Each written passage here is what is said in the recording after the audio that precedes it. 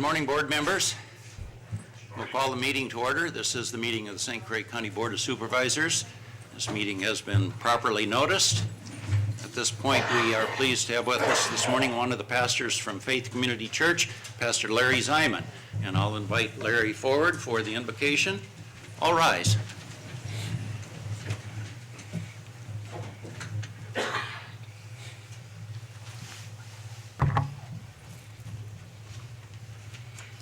Good morning. In this busy time of year, I just want to start by thanking you for your commitment to seeking the welfare of the county and the many people and the complexities that life around here bring. I know I really appreciate it, and I count it a joy to ask God's help to you and to all of us. So please, let's pray. Father, your people have been called to seek and care for one another at every level of life. Even when your people were in exile and under oppression, you asked them to care for those around them. You show your care for others in many ways, and one of those is through government. And I thank you for these men and women here who have been elected by the people to in turn care for them, and ask that you would help them to steward this privilege wisely. I ask, oh God, that you would bless the board of St. Croix County, that you'd give them wisdom in their deliberations, that you'd give them courage when needed, that you'd give them diligence to do their duties in the midst of all the complexities and the other things that go on in their lives, that they would serve the people of the county well. I ask too that you'd give them humility and not arrogance, and joy instead of heaviness. I ask that you'd protect them from hard-heartedness, that they would listen to one another well, and at the end of the day, they could walk away saying, we've served the people well, that it's been about the better of the many rather than an attitude of self. So I ask today, as they meet, you'd give them alert minds, perceptive ears that are in tune with the well-being of the county. Heal our arrogance and indifference, and instead bring us to a place of neighborly interdependence. I ask this for our board. We ask this for our judges and the complexities that are going on there, the sheriff's office and all who serve around him. And as well, we simply want to remember the people of Cold Spring today as they mourn the loss of one of their officers and the myriad of feelings that brings to bear as well. So we offer you this time and ask for your aid for the well-being of this great place, St. Croix County, we ask. In Jesus' name, amen. Amen. Please join me in the Pledge of Allegiance. I pledge allegiance to the flag of the United States of America and to the republic for which it stands, one nation under God, indivisible, with liberty and justice for all.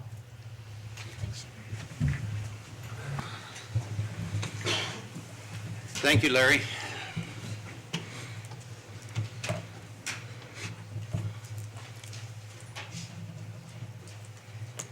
Board members, please indicate your attendance.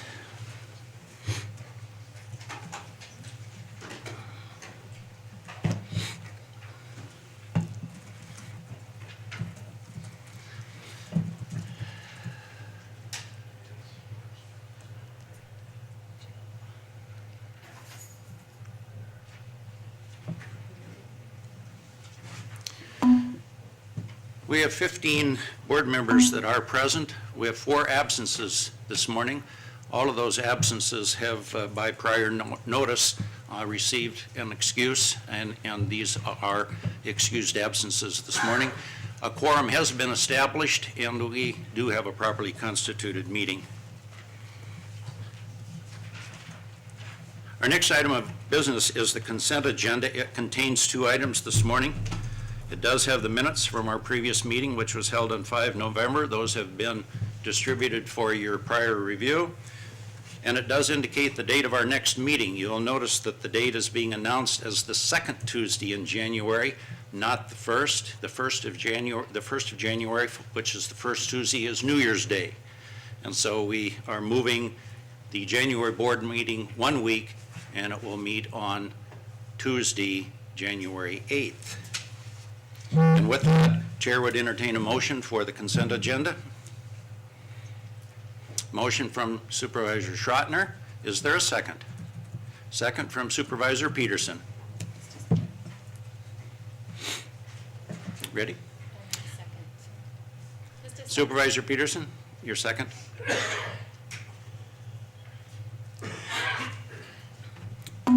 Proceed to vote.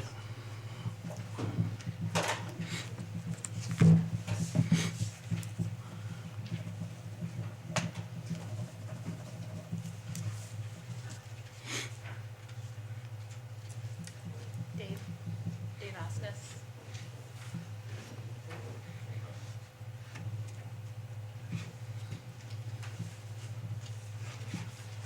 It's unanimous. And the consent agenda is adopted unanimously.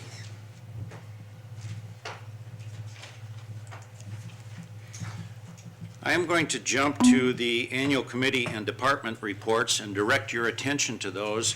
We do have one department head who is here this morning, and in the event there are any questions, that department head wants to be present but needs to leave shortly.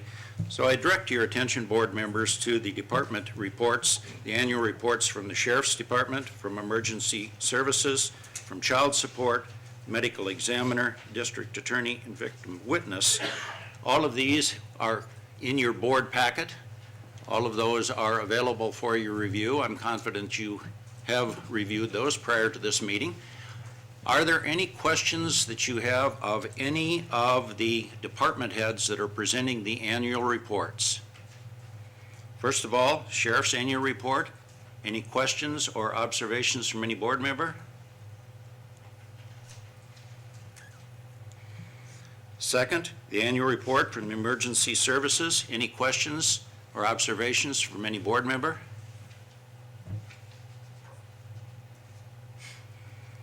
Third is the Child Support.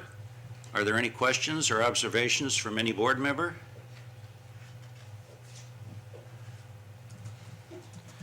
Our fourth annual report is from the Medical Examiner. Are there any questions or observations from any board member? Next is the annual report from the District Attorney. Are there any questions or observations? This specifically is the department head that needed to leave early. Were there any comments that you wish to make, District Attorney Johnson? No, not any questions, that's fine. Okay. And finally, the annual report from the Victim Witness. Are there any questions or comments from any board member? Seeing none in any area, we will accept these annual reports. I commend them for your review, suggest you, in fact, save them for future reference, and we thank all the department heads for the work and the diligence that went into the preparation of those annual reports. The fact that there were no comments or discussions certainly should not be interpreted as any lack of interest.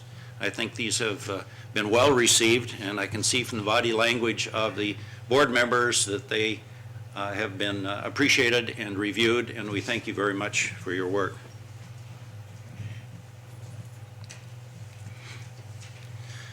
With that, we are pleased and honored this morning to have a number of presentations and opportunities to recognize the quality and the excellence of a number of the young people in our community. First of all, I want to call on Alicia Miller for an introduction. Alicia is Information and Education Specialist with St. Croix County, and she is going to introduce a conservation speech by Hannah Perry. Alicia? Right here.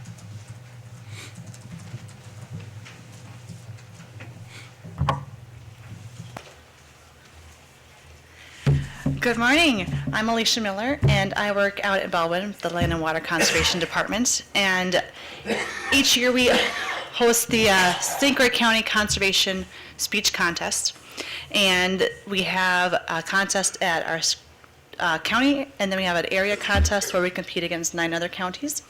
And today we have our junior speaker. She's an 8th grader from St. Bridget's School in River Falls. And we also had asked our elementary winner, she's a 5th grader, Kylie Strop, from Rocky Branch, who's also in River Falls. But she was sick earlier this month, and her mom just can't let her miss any more school. So no getting out of school for her today. But this is a really good program. The kids really enjoy it. The teachers like to have it in their classrooms. And in fact, at Rocky Branch, I was talking to the teacher, and he said that the parents have come to expect it. So if they have one child coming after the next one, they're like, oh, so when's the speech contest coming up? So they get excited to come out and see it too. We are very honored to have Miss Hannah Perry here today. Come on up, Hannah. Hannah, you actually get to use the podium. I don't remember if you remember our speaker last year, but he was too short. And he couldn't see him, so we had him speak over there last year. But Hannah, you're tall enough this year, so awesome. Hannah's going to do her speech called Organic versus Conventional Food Production. All right. Imagine, the kids just come home from school, and as they walk through the door, their first question is, what's for dinner? So you reply, stir fry, full of healthy vegetables. But have you ever stopped and thought about how those vegetables were raised, or how they were grown?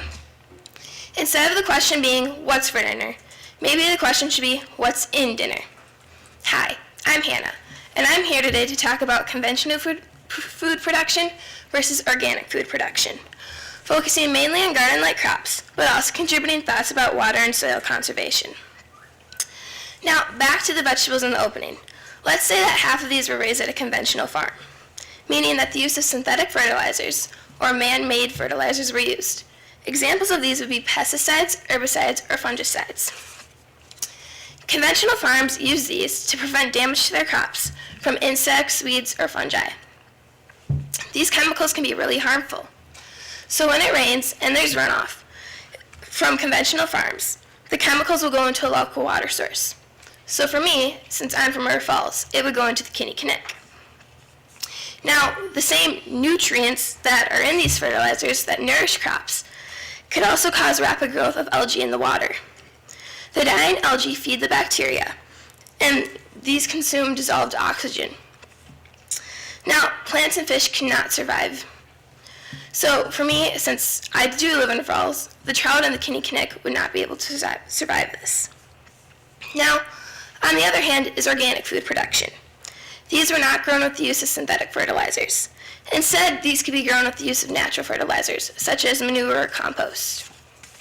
So, when it rains and there's runoff from organic farms, these natural fertilizers would go into the water. But the damage to the water would be smaller because these fertilizers would eventually decompose in the water. So, the American Rivers Association notes that major water pollution threats to the U.S. come from non-organic farms.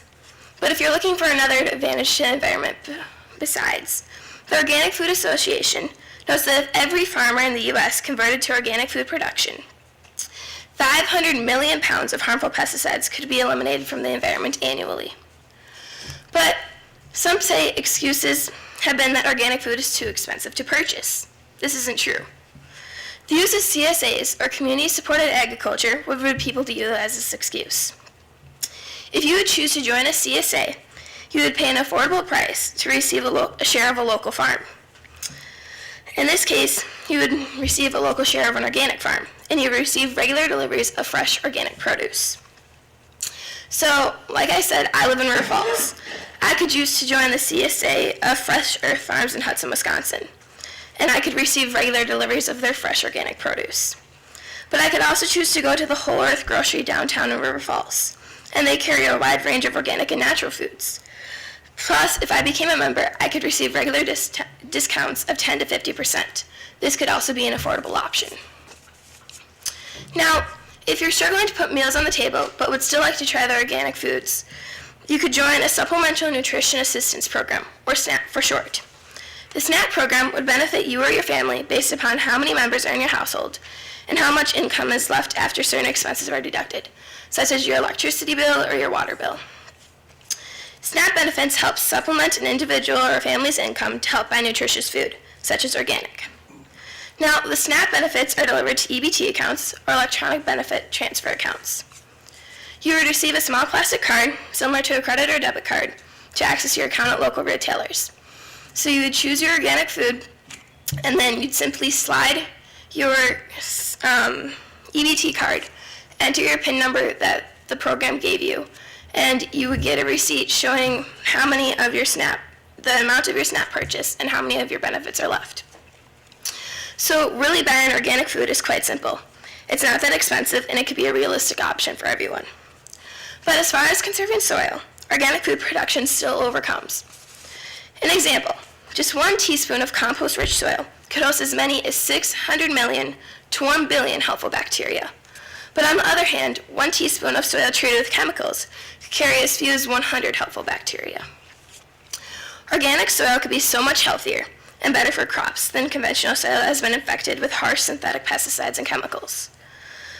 But if you're looking into washing, you always wash a vegetable or a produce before you eat it. But you'll never get rid of the harmful substances that are on that plant. If you're washing a conventionally grown plant, the plant obviously soaked up the synthetic fertilizers when it was growing. But not only did it go up into the roots, it entered through the whole xylem of the plant. So it's not on the surface, it's in the whole plant. So no matter how many times you wash it, you'll always be eating the chemicals or fertilizers. In conclusion, organic food just seems like a more economical way to go. It's an affordable option with the use of CSAs and EBTs, and it's better for preventing damages to local water sources like the River Falls Kinney and for having a healthier you.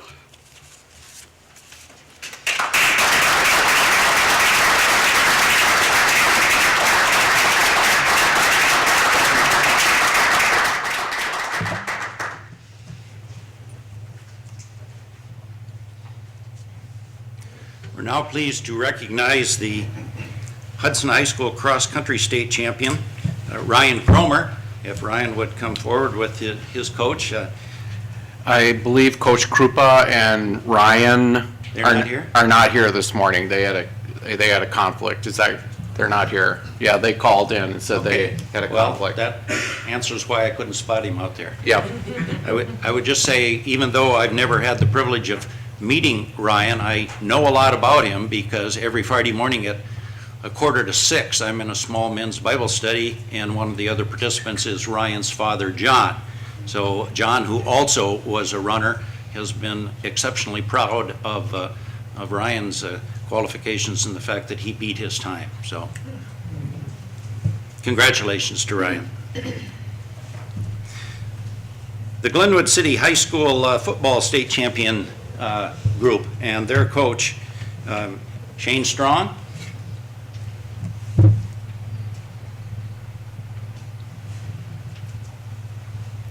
That really looks like an awfully small football team to me. Compared to those Somerset kids. Yeah, I've heard of 8-man football, but this looks like a small group. Well, it's an honor to be here today.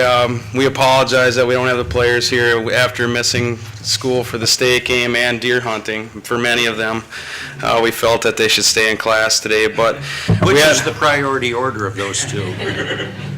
Probably the hunting for some of them. It's a pretty big deal, I guess. But an exciting year for us, not only for our program, but for our community and everybody else involved. As you know, anytime you go through a championship season like this or a journey like this, there are many people involved in accomplishing that goal. Number one being the players, buying into our system and the work ethic that they put in the weight room 6 to 8 months a year, and then the execution of what we want to do, and we wouldn't be able to do it without them. So, we have a dedicated coaching staff. We have a very supportive administration. Our school board is on board with us and is very supportive, and our community is outstanding. We have a great booster club. So when you can put all those things together, good things happen. And for us, I think these guys would agree, and John played on the '85 state championship team in Glenwood City as well. And Tom here, he's my defensive coordinator. He played on an Elk River team in Minnesota, the state semifinal team back in the day. They're a little older than me. I probably shouldn't bring that up, but without these guys and their dedication and commitment and our players as well, we wouldn't be able to do these things. But more importantly than the gold ball to us, and I think that they would agree on this, is the memories we made with our kids. We said that the first day of practice when we broke from our meeting to our first day of drills.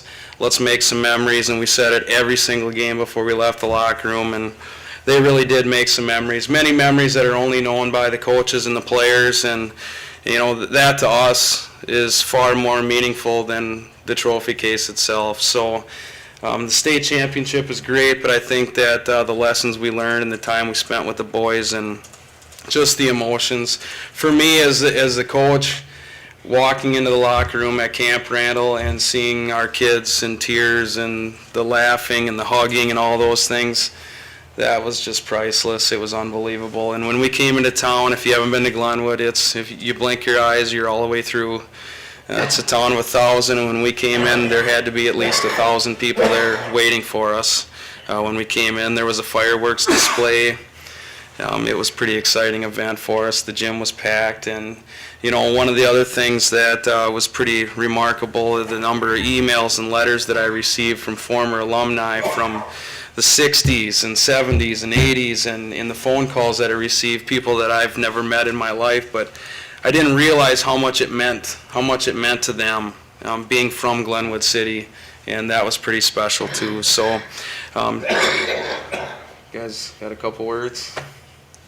You did pretty good. No, last thing I'd like to say, thank you for the board, and it's good for our kids, it's good for a small community, as you all know. But I think I'm on a local school board, have been for a lot of years, and I know there's certainly challenges with all our education, public education, all sorts of things from the top down, so I really get it. But what I'd like to emphasize, truly athletics is, I'm not going to put it above academia at all, but I'd be hard pressed to tell you that what the kids learn by working together, from the summer to each other, and we lost a couple games this year, hard things to do. But I would be very hard pressed to not argue with you how important athletics and teamwork are to young people. So we were fortunate enough to, win the state championship, which is, as Shane said, a very big deal for any community. Bruce is going to echo those same sentiments, I'm sure.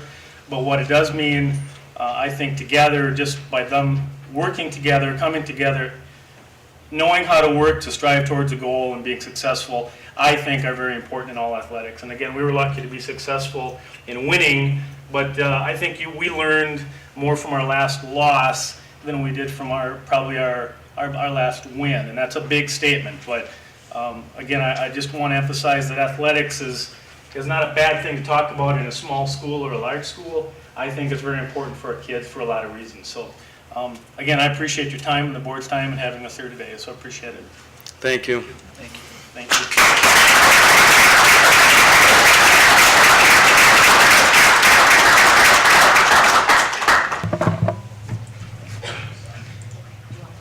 And we're honored in St. Croix County to have another state championship football group. This group is from Somerset High School, and I'd invite forward their coach and the representatives that are with him, Coach Bruce Larson.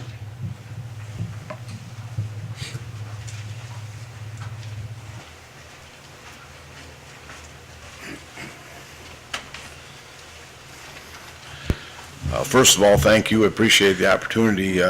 We had an awful lot of fun this fall. We had a great group of kids. I think if you look at St. Croix County, we played St. Croix Central in level 3 of the playoffs. Great team, people that work really hard. Hudson had their best year ever. There's a lot of good things going on in athletics. There's a lot of good things going on in schools in St. Croix County. St. Croix County is a great place to live. It's a great place to raise kids. For us, for us to be able to do what we were able to do this year took an awful lot of work. We build things a little bit differently. We start our practice every day about 20 minutes to 30 minutes in the classroom, and that time isn't really as much about football as it is about just trying to do things right, and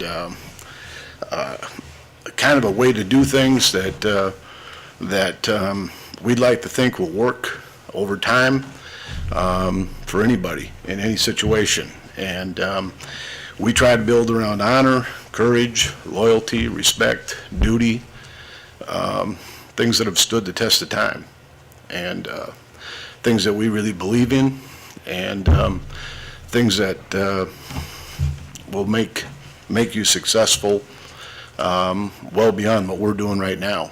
And to see that come together and to see kids understand those things, that's fun. And we had a tremendous amount of fun. You know, if anybody got a chance to see us play, you know, you always hope that people see those things come out as you play. You know, I think our kids represented those things very well, and carry those things with them very well. You know, the last one is selfless service, and the ability to give yourself up for somebody else, and not being about me. And in a society nowadays where just about everything's about me, to get kids to understand, hey, it's about everybody, and it's about the person next to you. That's a very valuable lesson that will go a long ways, and it'll make a big difference. The guys I have with us, we had 4 captains. One of them was not in school today, so he was not able to make it. Tyler Ledbetter is a 3-year starter for us. He's a quarterback and our strong free safety. Just a great player, very humble young man. Had a great year for us. Reggie Larson's my son. He was on offensive guard and defensive end for us. And then Luke Brashak was our strong safety and also a tight end receiver. All guys that I think would tell you the same thing anybody on our team would tell you. I'm going to have them just speak briefly, and that should do it. I'm just going to start off by saying we're not any different than any other kids that are on our team. You could have brought in any one of the 80 kids that came up for our team, and you'd probably hear the same exact thing. But we started last year, as some of you might know. We went to the state championship last year and lost in double overtime, and that really set the tempo for what we wanted to do this year. We came out of that game saying we don't want to feel like this ever again, and our motto going into the year was let's finish it, and we did that. And we give all the credit to last year's seniors, really. They set the precedent what it needed to be as a work ethic to get back to where we wanted to be, and it's a group effort, really. And turn over to Tyler.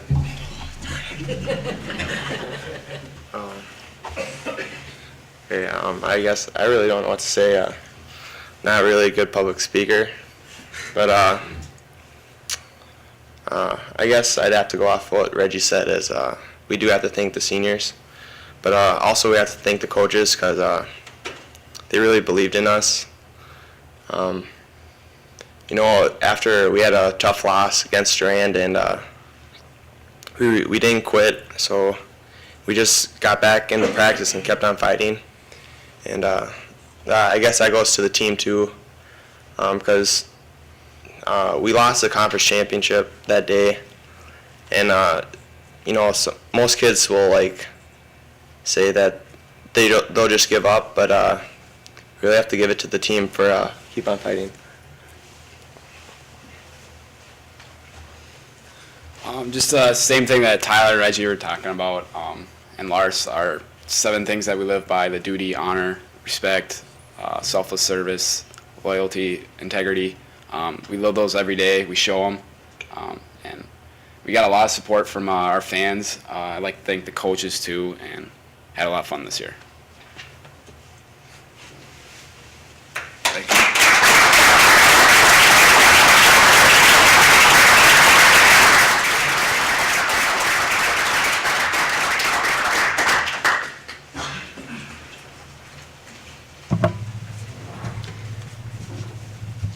Thank you, and congratulations to all of our champions.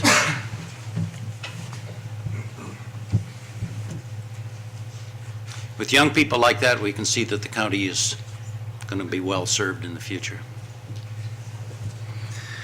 I'm not aware of any appointments that are pending.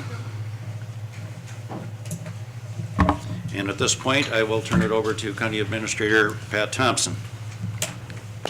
Thank you, Mr. Chairman, and before the coaches and the players and our speaker this morning leave, I just want to thank all of you, and like the Chairman said, the county's in good hands if we can get you guys, once you graduate and decide what you want to do with the rest of your lives, that hopefully you make St. Croix County your home, because we need people just like you, and kind of makes the rest of what I was going to talk about this morning seem maybe just a little less important when we hear things like what we just heard from you guys. So you made us proud, and you made me proud, so thank you so much for being here today.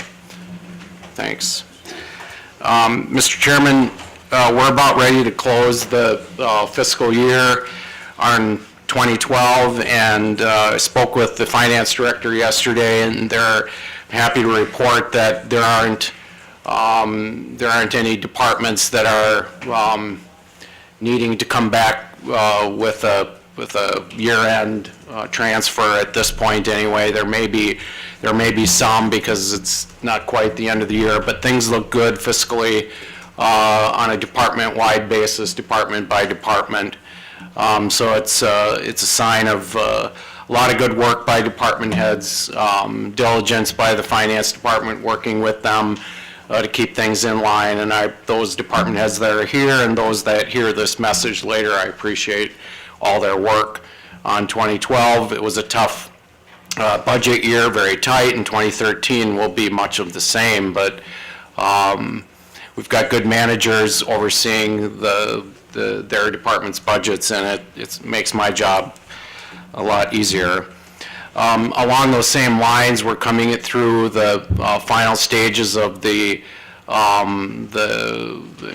first part of pay for performance. We're in the evaluation stage. Managers and department heads are meeting with their staff, finalizing their comments and review on the 6 months of performance, looking at the goals that were established and seeing, how we did, where we need to improve, and where we met the mark. And so those evaluations will then come through the HR office, and we'll look at them. I'll meet with department heads and review their goals and objectives and see how we did over the past 6 months. It's been a good process. We've learned a lot. We've had a lot of meetings and a lot of good dialogue from the employees, the managers. There are areas where I will want to revisit pay for performance and possibly make it even better and bring back a slight policy revision back to the board after the first of the year to see how we can make this thing even better. I've also met with the represented groups in terms of their issues that they would like to bring forward, and one of the areas that I've discussed a lot with the labor management group is pay for performance and how we can best incorporate pay for performance through the entire workforce. And a lot of good questions have been raised and a lot of good thoughts have been brought forward, and I will incorporate those ideas as I move forward and make recommendations to the administration committee and the county board next year for the second phase of pay for performance. Speaking of evaluations, I don't know if the chairman was going to mention this morning, but it's time for the board to think about my evaluation as we complete the year, coming up on a 2-year anniversary next June. And so the board over the next month or two will go through a evaluation process, and I think the chairman would ask that you would forward any comments to the chairman as the process continues to move forward. Spearheaded through the chairman of the board, the vice chairman of the board, and the chairman of the administration committee, which is the oversight committee for the county administrator. So I would appreciate any comments or suggestions, any thoughts or ideas that any of you have as we move forward, to certainly improve in areas where you think that improvement is needed, and to capitalize on areas where you think we're doing well. I appreciate your input in that process. I think the more input we get, the stronger the process will be. And lastly, on a positive note, the staff is hosting a Christmas potluck on December 12th from 11 to 1 in the community room. And all county board supervisors are welcome to attend if you can, if your schedules allow, on December 12th at 11 o'clock, 11 to 1 in the community room. That's all I have, Mr. Chairman. Thank you. Thank you, Pat. You did, in fact, preempt some of the comments I was going to make under announcements, so I'll right. just make that short. Okay. I think we will take a very brief recess at this point, just so that we can get ready for our two action items. We've got two resolutions that come forward to us. I also have one request to speak to one of those items. I would remind anyone that wants to speak, this is not any kind of a public hearing this morning, so we do operate under the rules and bylaws of the county board. If you wish to address an agenda item, you simply need the permission or the authorization of the supervisor that represents you on the county board. I do have one request. It is properly authorized by Supervisor from District 13, so that is appropriate. Anyone wanting to speak to either of the action items just during the recess, just complete that process. And with that, let's stand informal for 6 minutes, and then we will take up our two action items.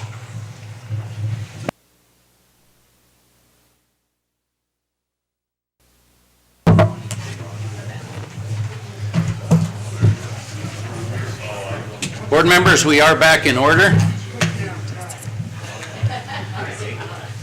Our first action item this morning is a resolution approving alteration of supervisory district boundaries resulting from an annexation to the city of Hudson. This is, to a certain extent, a technical adjustment, but an appropriate adjustment. This resolution comes to us from the Administration Committee. Chair would entertain a motion. Motion by Supervisor Peterson. Is there a second? Second from Supervisor Peavy. Discussion? And maybe Ellen to be prepared. Are there any questions with respect to what this resolution is asking to be done? Is it clear to all board members? Doesn't look like you need to speak, Ellen, unless you want to for the record. Do you think that? That's all right. Okay. Supervisor Malik. I heard during the break that nobody lives there. That's correct. Okay. There is no population. There is no population in the area that is being changed. But it has to be done. It has to be done, or the city has to create another board. Yeah. This might be an appropriate comment, and go ahead and make that. I mean, Sure. You might wonder why we need to do this. The line needs to be adjusted, otherwise the city of Hudson would have to create a new ward in the city. So it's just moving the line over. There's no houses, there's no voters. So And that would be a ward with no one living in it? Yeah. Are you prepared? yes, we have a motion. Yes, we have a motion. Is your second in? Yes. Supervisors, proceed to vote.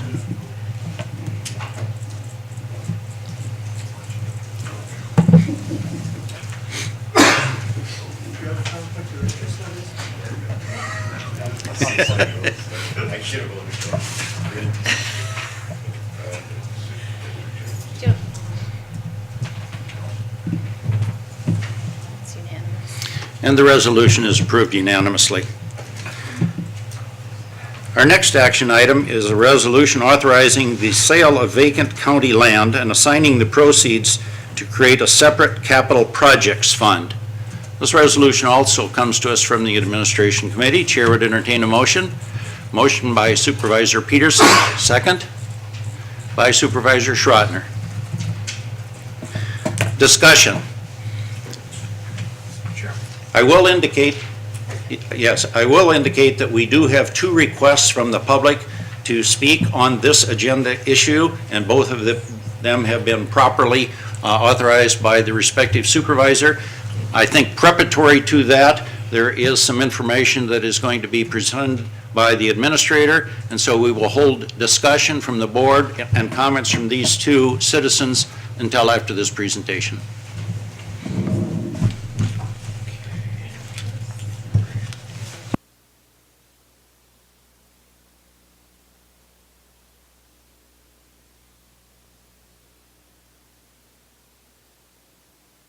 Thank you, Mr. Chairman. Thanks, Cindy.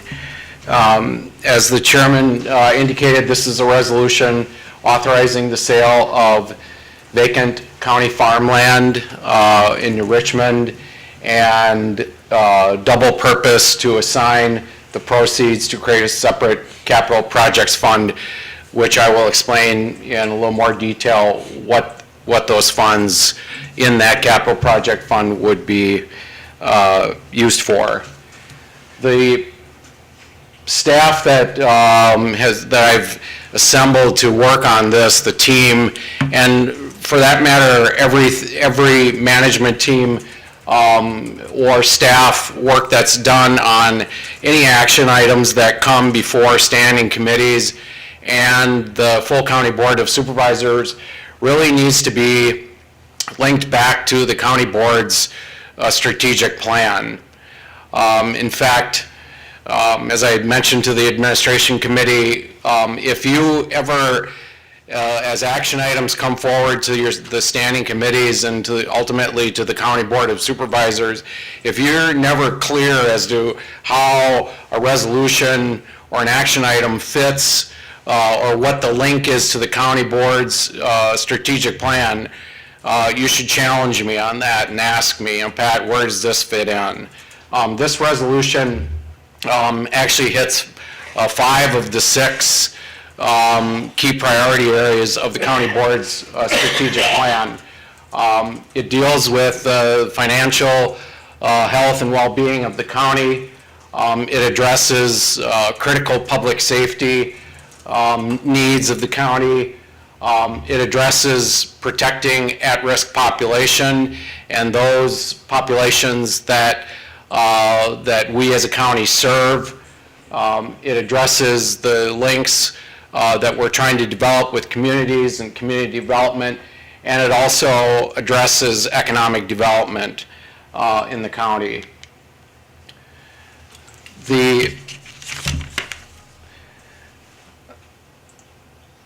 This is a description of the land in St. Croix County, vacant county land. One of the goals of the administration early on has been to address the vacant county parcels in St. Croix County and to try to determine whether or not those vacant parcels are serving a community interest or a community good or county good, and to address those. This is an inventory, a summary of an inventory of vacant county parcels. The majority of them are right-of-way parcels. There are some conservation easements. What we're talking about today is the 572 acres, 537 of the 572 in New Richmond. And then also, as we sit here today, we're sitting on 81 acres in Hudson. 2012 land transactions, I believe this board was here for most of them. Emerald, Hudson, Cylon, and Stanton. We're trying to clean up that list as best we can moving forward. This issue has been studied and restudied over the years, and this is just a summary of reports, consultants that have been hired and reports that have been written and presented. It's a summary. I mean, it's not a new issue, and each one of these studies had maybe a slight variation of the other, but both in the Richmond site and this site, I mean, I don't want to say it's been overstudied because I don't know if you can, but it certainly has been reviewed. The New Richmond specifically land study, there again, has been looked at. In 2010, 2 years ago, the board passed a resolution, went on record that no additional capital infrastructure dollars would be allocated towards the Health and Human Services building in terms of capital improvement needs on the facility itself. And direction was given at that point to begin a process to vacate Health and Human Services. The discussion back in 2003, even almost 10 years ago, was that we ought not to do anything at all with the vacant county farmland at that time, because there was some discussion that the property might be worth more someday, and that was almost 10 years ago, and here we sit. The selling of the land statutorily has been contemplated by the state legislature, and there is language in the state law, state statute, which contemplates and makes provision for county boards to sell, convey, or contract to sell land.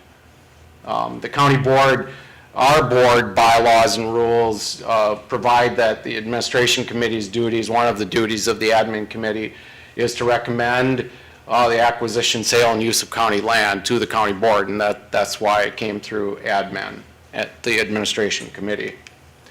Why now? And why are we looking at this now? Well, as I said before, it's been studied. It's been looked at before. It's been discussed before. But why now? The price of the vacant county farmland is most likely at a high peak right now, with farm commodity prices being what they are. The land has achieved a certain value today that may not always be there. With the current farmland, we lease to a farmer who has been farming the land. That lease expires at the end of the year. So we're trying to turn an asset of the county's, turn it into a productive, I'm not saying, the farm has been productive, but, the question is why are we hanging on to 500 or so acres of vacant county farmland and turn it over to in agricultural use, turning it over to even further the use of that land. The development market right now, there's some talk about, well, the bridge will come through, the St. Croix River Crossing Bridge will be completed 2015, 2016, 2017. There will be economic development eventually because of that bridge. But is it in the county's best interest to wait that long and wait for that part of the market to come back? My suggestion, my recommendation would be that it's not, and the time now is to act. This is a pictorial description of what we're talking about. As I mentioned, there's 572 acres of land. We're recommending that the county retain a certain portion of that. It's approximately 35 acres to retain that for potential county use, potentially nursing home. It's a good site for a potential nursing home.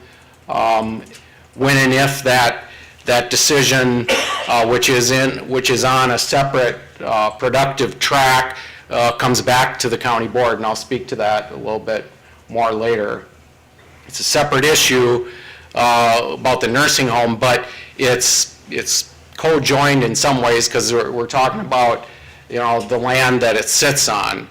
But I want to be real clear because one of the questions that came up early is why you're selling the land, all of the land. Well, we're not. We're recommending that we retain approximately 35 acres of county land for potential use by the county. And the question comes up, how would the county go about selling the land? The staff and I have met with 4 separate auctioneer realtors, and that would be the process I would recommend to the county board, to use the experts in the field that have experience dealing with agricultural land, that have worked through the auction process to sell the land. As it says here, it is legal, it's transparent, it's competitive, fair and responsible, low risk and low cost. This is not your typical real estate transaction. We're not selling a house here or a pole shed. We're selling some prime agricultural land, and there's a way to do that, and there's a process to do that to achieve the highest potential value of that land, and that is the process that we would execute to take care of the sale. The fund balance policy of the county board that this board approved last year designates that the net proceeds of the sale, from the sale of land or real estate, be applied to debt service unless otherwise directed by the board. Well, what is our outstanding debt? We're going to retire 2 portions of the outstanding debt next year. We have principal and interest payments budgeted to retire 2 notes, the 2003A and B. We would still have 2 outstanding notes, 2008A and 2010A. These are not callable debt, and I won't get into all the financial details of that, but there's no call, there's no separate call date on these individual notes. In other words, there's not an easy mechanism in this debt to just to pay it off. It's not like, a car loan where, certain car loans, home loans, whatever, you can pay those off, and there's provisions in a mortgage or a car loan to do that. In these notes, there isn't that. What the board could do, and I'm not recommending this, but the board, one option would be to designate the proceeds of that sale to pay principal and interest in those out years, because this debt will go till 2017.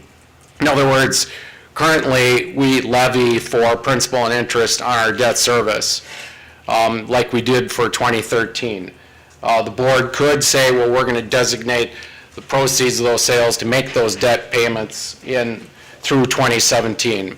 Financially, there's really not a financial good reason to do that, besides the fact that you wouldn't, you would create additional capacity in the budget and the levy, which would most likely be, swallowed up somewhere else in the budget process. So I'm not recommending that we set aside the funds for future debt service principal and interest payments.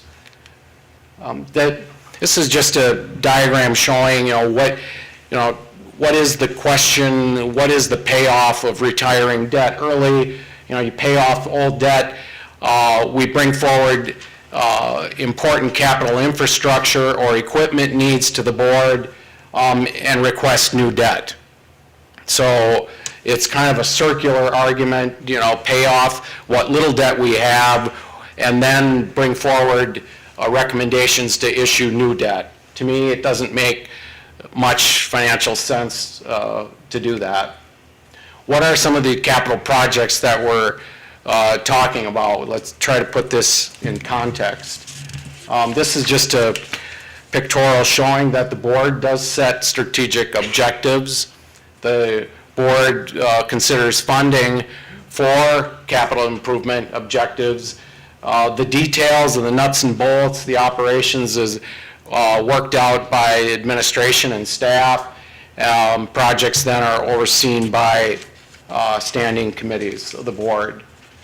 What are some of the projects that, as I said in the opening slide, that the proceeds of this sale of land, what would they be used for? We have serious infrastructure and space needs in our Emergency Communications 911 Center. And I'll speak in more specificity of that a little bit later on. As I mentioned earlier, also in 2010, the County Board of Supervisors went on record to not make any additional capital improvements to the Health and Human Services building in New Richmond. Those of you that have been through that building know that it's in very rough shape. And for us to continue to ask the staff of the Health and Human Services Department to try to meet the needs of the clients that they serve, and it goes back to that one of the key planks in the strategic plan. How are they expected to be doing the jobs that we have asked them to do or tasked them to do in a facility that is really crumbling, literally? And also, as I mentioned, we will be bringing back a recommendation for further direction on the nursing home. That process is in place to apply for property incentive. That application is technically not out yet. It will be. We received word yesterday in January that property incentive application will be completed. Most likely know in April, May of 2013 whether or not we were able to achieve that incentive, and then a recommendation will be formulated and brought back to the board as to further direction on the nursing home. The government center, some of the capital items that were in the 2013 budget that were removed are listed there. Short range, long range, capital infrastructure and improvement needs. We need to look at reallocating existing space. The Health and Human Services employees that we would vacate from the Health and Human Services building, we need to find temporary housing, temporary workspace for those employees. And so we would be looking at trying to reallocate within existing county-owned space. We have approximately 5,000 to 10,000 square feet of space within existing facilities that we could try to reallocate towards the use for Health and Human Services employees. That's not enough to meet the 160 plus employees that would be impacted by vacating that building, but we need to look at trying to repurpose existing space before we recommend leasing space for Health and Human Services. And then ultimately, 3 to 5 years, most likely be bringing back recommendation at some point for a future building of some sort. Not clearly defined at this point, it's too far out, but eventually after we reconfigure space, redefine work environment for employees, utilizing the results-only work environment, the row concept, looking at individual jobs and what kind of space environment is required for county positions. After we work through all that, we may have a need, and then we throw in the courts into that discussion. There may be a need for some sort of future facility in St. Croix County. As I mentioned, that's probably 3 to 5 years at the soonest that we'd be looking at that. So establish priorities, separate action plans, Health and Human Services and the emergency communications for 911 and the nursing home. Nursing home action plan, which I've explained, we show here pictorially. The staff has done an excellent job in reducing operational costs to try to stay within defined budgets of the county board. We have applied, or we will be applying, for the state property incentive. Once that decision is made, if it's approved, we will be bringing back some sort of recommendation to the board with an operational business plan to move forward, yay or nay on some sort of project. If it's denied by the state, we're going to have to go back to the drawing board and reassess. Health and Human Services, as I mentioned, the board has gone on record to vacate the Health and Human Services building. There is some water issues in terms of the water tower. One of the questions that came up recently, well, is the board or is the administration recommending that we take the tower down? No, we're not recommending that we take the tower down. It is still serving a purpose of improving water pressure. It's a storage facility right now for water, and it also is a base for certain emergency communications, antennas, dishes, and some IT infrastructure on the tower. That's one of the pictures that I have of the Health and Human Services facility. Why vacate HHS? I don't want to be repeating myself at the risk of that, but that's a pictorial of the Health and Human Services facility, nursing home. It's a Rubik's Cube, as I mentioned to the administration committee. There are lots of angles, and the building itself was in its day designed for a specific purpose, but trying to meet that today in a professional office environment is next to impossible, and it's a money pit if we start to try to put money into it to address the multitude of issues that building is faced with. Its layout, its accessibility cannot be resolved with a simple remodeling budget. And there is a summary of the deficiencies in the facility. It's got systems issues.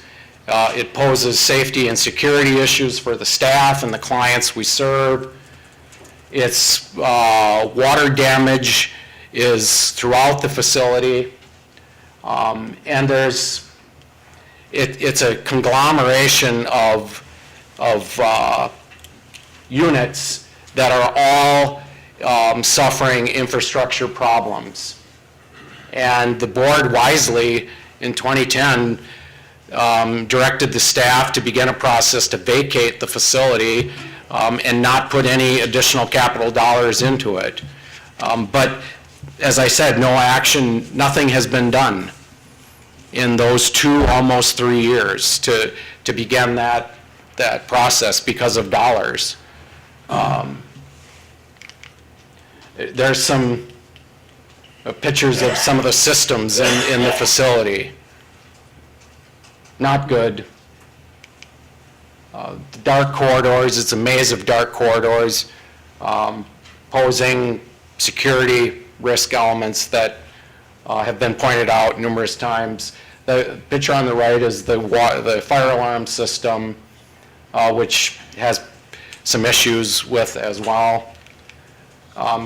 Pictures showing the crumbling nature of the facility, the infrastructure, the water posing a problem.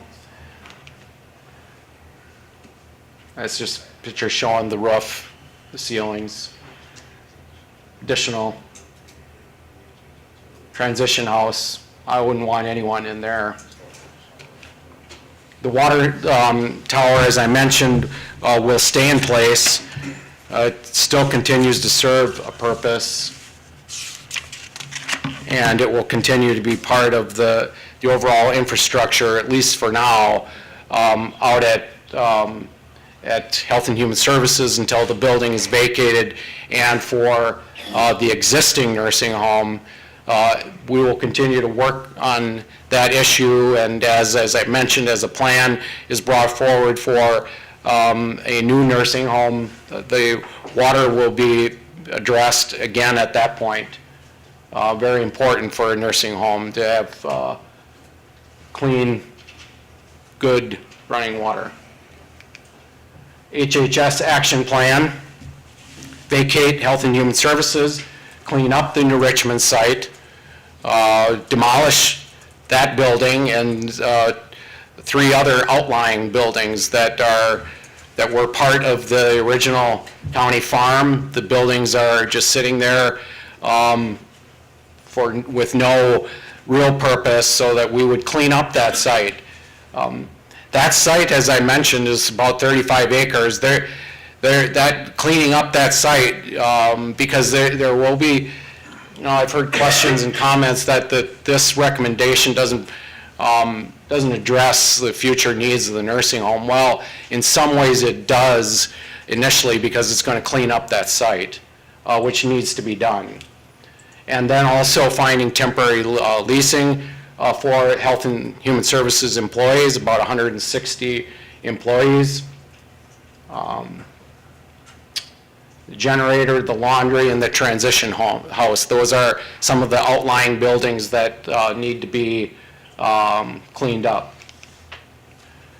So preliminary cost estimates, I would stress the word preliminary, and I would stress the word estimate. To relocate HS employees, temporary leasing, clean up the site. Secondly, 911, and these are not, I was pressed by the administration committee to identify what the priority is between the vacating HHS and finding temporary space and the emergency communications center.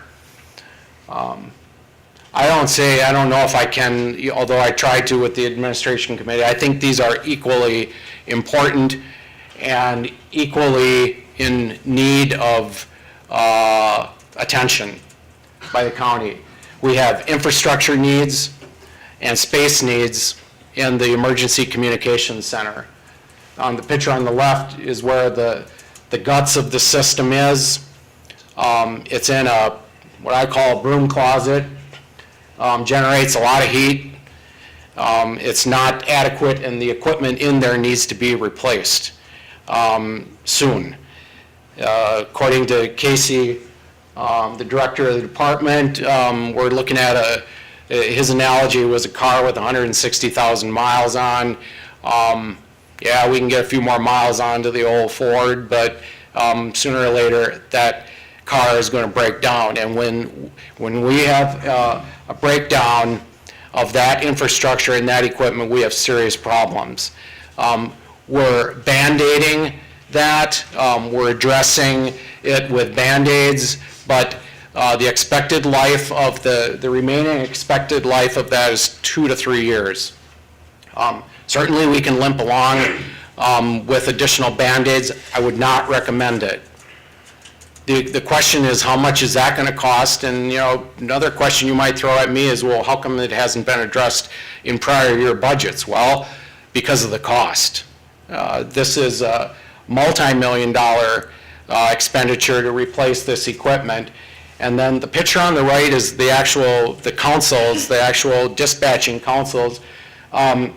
We have, that's 1, 2, 3, 4, is that right, Casey? 4 consoles squeezed into an office that is office space that they are seriously cramped in the 911 center. Originally, I don't believe, I wasn't here when it was designed, but I find it hard to believe that that was original space designed for 4 emergency dispatch consoles. And then on top of that, and it doesn't show, but right adjacent to this is where the supervisor of that unit, Terry, actually sits, and we also have a radio communications specialist, I don't know the exact title, but another gentleman that works down in that area. It needs to be addressed. So we have infrastructure needs, which is equipment, and we have space needs. As I said, 3 years maximum remaining life, must occur as soon as possible. It's costly. Space needs, there's a diagram showing where I just showed you a picture of 440 square feet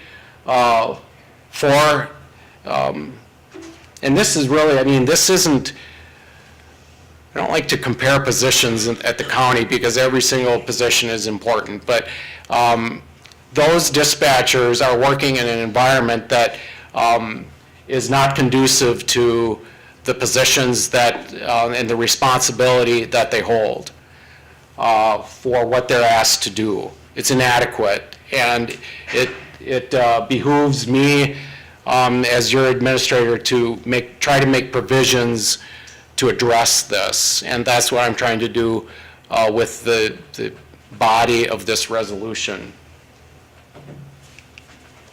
Proximity to the community room. You all know where it is, I hope, and you all know where the community room is. What I'm recommending we do is that we expand the 911 center, emergency communications center, into the community room. Additional 1,400 square feet. The community room, although it serves a purpose, it's not heavily used. It does function as the emergency operations center, so we need to make provisions for space for emergency operations center if you approve this recommendation, and we do that. Immediate expansion into the community room, provide relief for the dispatchers, try to reduce any outstanding risk or liabilities, begin the process to replace that equipment, the infrastructure, and repurpose the administration staff into the 911 center who are currently located across the hall, and convert that space into usable emergency operations center space. So what is the plan? That is the plan. There's 2 phases to it. Expand in the community room, relocate the emergency operations center. Phase 2 is begin the process, which will be a lengthy process to replace the infrastructure, replace the nuts and bolts, the guts of the emergency communications system with new equipment, and then cut over to a new system. I won't go into the technicalities of this, but the systems need to be, there needs to be some redundancy planned into the system so that when you build a new emergency communication system, the old one is still operational up to the point where you cut over to the new. And then we would recommend using the old system as the backup to the new communications system. And there's a detailed list of what the current equipment, the current infrastructure is, the installation dates, and where it says discontinued, that means can't get parts for it anymore. And that's where the Band-Aid comes into play. Okay, preliminary cost estimates. Again, stress the word preliminary and stress the word estimate. Phase 1 expansion, 1 to 1.5 million. Phase 2 infrastructure, I don't even want to throw a number out there. But it's north of that number. It's north of 5 million.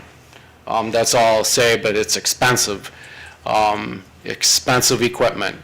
But we have to think about the need, the purpose it serves. It is a system that is designed to provide communications to our law enforcement, and emergency responders, and emergency service in the county, and for other local units of government that participate and use the 911 center. And to not be overly dramatic, it saves lives. But it's expensive equipment. But that's the purpose of the 911 dispatch center. So together, showing what the two plans are, 911 relocation and vacating Health and Human Services. Funding, that's where it comes back full circle to the resolution that's before you. We sell the 500 plus vacant acres of land and utilize the proceeds not to retire debt, which is the board policy, but to address serious capital infrastructure needs that have been put off and not addressed. The 911 and the Health and Human Services, and cleaning up the site at New Richmond for, as I said, potential future county use. Cost estimates, again, a summary of what that would entail. And if we don't use the proceeds of the sale of this land, the question is, okay, then what? Okay, then what is, now that I've brought this forward and discussed the important priority of the Health and Human Services, and the board had went on record in 2010 to begin that process, and the discussion with the emergency communications, we would need to bring back a proposal which would most likely include bonding to address those needs. So back to the strategic plan. Addressing economic development, financial health, public safety, protecting at-risk populations, and community development. That's what it's all about. Thanks, Mr. Chairman. Take questions. Thank you, Supervisor Thompson. At this point, we do have an action item that has been properly placed on our table for discussion. This is coming on a motion by Supervisor Peterson with a second from Supervisor Schrottner. We'll open this for discussion, and Mr. Thompson, I think it might be appropriate at this time to take the citizen input. We do have two requests from citizens to address this issue. I'll take them in the order that they were presented. We first have a request from Scotty Arndt to address this agenda item. This has been authorized by Scotty's supervisor from District 13, and welcome. Thank you, Mr. Chairman. Good morning, ladies and gentlemen. I am Scotty Ard. I am from New Richmond. The resolution which is before you for the sale of 500 acres of county land, I will ask you to consider the following points. We do have a bridge project which is coming through Stillwater. The sale of land at this time, even though commodity prices are sky high, please consider that Each growing season is different. And next year, the commodity prices and the need for agricultural land may not be as high. However, once the bridge is completed, that land will be gold. The one thing about land, as anyone who farms knows, it is money in the bank. But if you sell it, you're done. That's your end game. So I will ask you to consider very seriously the resolution in selling this land, because right now it is a great financial base for the county for future growth. There is no doubt that the 911 center is extraordinarily cramped. It does present conditions not only for the 911 operators, but for the persons who are utilizing the center in an emergency situation. What I would ask of you today is to decline, dismiss this resolution, and redress it, looking at the expansion and funding for the 911 center from other areas of county monies, and holding on to the land until such time that a full, comprehensive plan for the new HHS center and for the relocation of staff, given that the majority of persons receiving services from HHS are within 15 miles of New Richmond, which is why it is such an opportune site for HHS. Disrupting the lives of the county staff and of the citizens we serve any further is something that is not necessary. And I will ask you to consider this question. Given that HHS is attached to the nursing home, how do we protect those residents who are in the nursing home currently while this building is being demolished and the site cleaned? The state of Wisconsin does not look kindly upon any operation or the movement of nursing home patients for any reason. These are very hard points to consider, but I would ask you, do not rush into this. There is no reason for the immediate action in selling this land. Take time, come up with well-thought plans before we proceed in selling the land that can give us a future. Let's get together and have a long discussion about the future of the HHS buildings, the nursing homes, and proceeding with an immediate need, which is the 911 center. I thank you very much.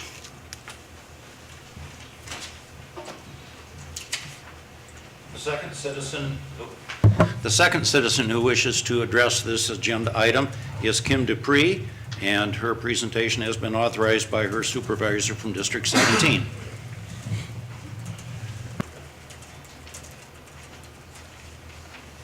Thank you, Mr. Chair. I will have to, thank you, Patrick, for a very good presentation. I will have to concur with the Human Services analogies that he was showing you. I work in the IT department. My office is on the north end of the Human Services building. And when you work for IT, you kind of get around. They're like maintenance. You get around to all parts of the building. And there was one day I was crawling under somebody's desk down at Family and Children's, working on their computer. And I saw something in the corner that I really didn't want to see any more of. It looked like one heck of a spider's nest, and I come from a farm. It wasn't just a simple web. And so I called her up. I said, I don't know what's living under your desk, but you might want to call maintenance, you know? And then there's been days I've come into my office, and my desk is covered with ants. Ants everywhere, kind of like that Indiana Jones movie where the ants carry them off. And then there was the recent story I've heard about a snake in the conference room next to my office last spring. So you talk to anybody in Human Services, they will come up with these stories for you. I mean, there is a dire need there. And quite frankly, I think the pictures of 911 don't do it justice. There is no room down there. These people are extremely cramped. I've been down there myself. So if you don't believe what was presented, please go down there.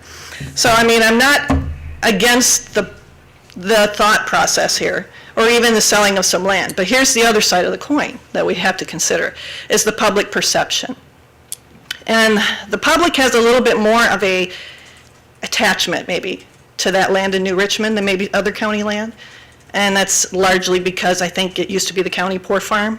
You go to medical records, you see the old books, you see the names of the people who used to live there, you know. I mean, there's an emotional attachment to that land.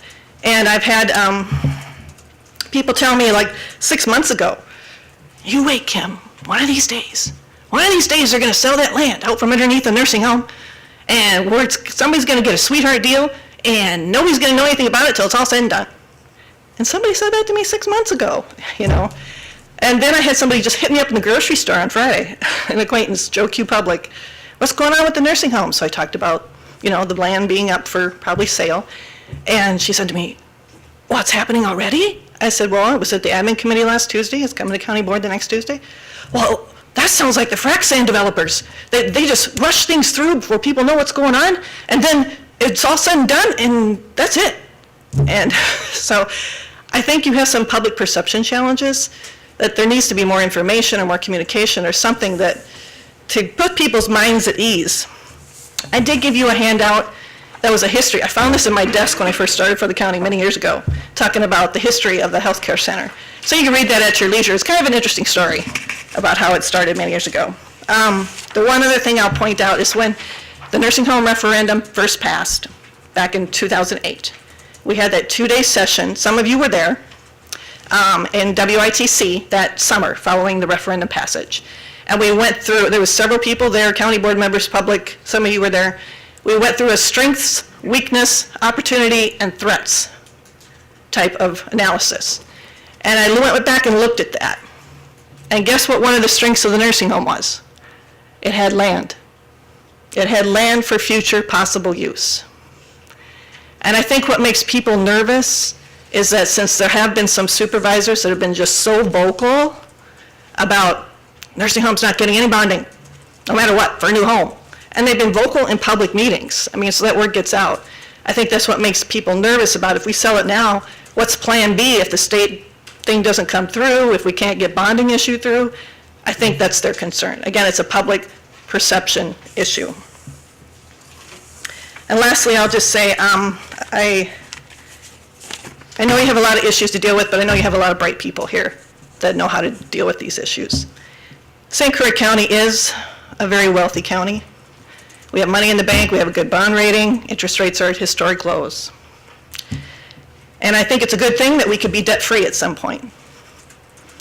And even in 2017, but if you're debt-free at the expense of your citizens and especially your employees that work in some of the conditions as I've described, I don't know how proud you should be of something like that.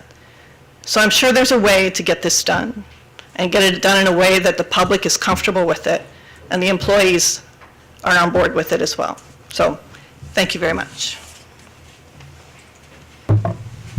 Thank you, Scotty. Thank you, Kim.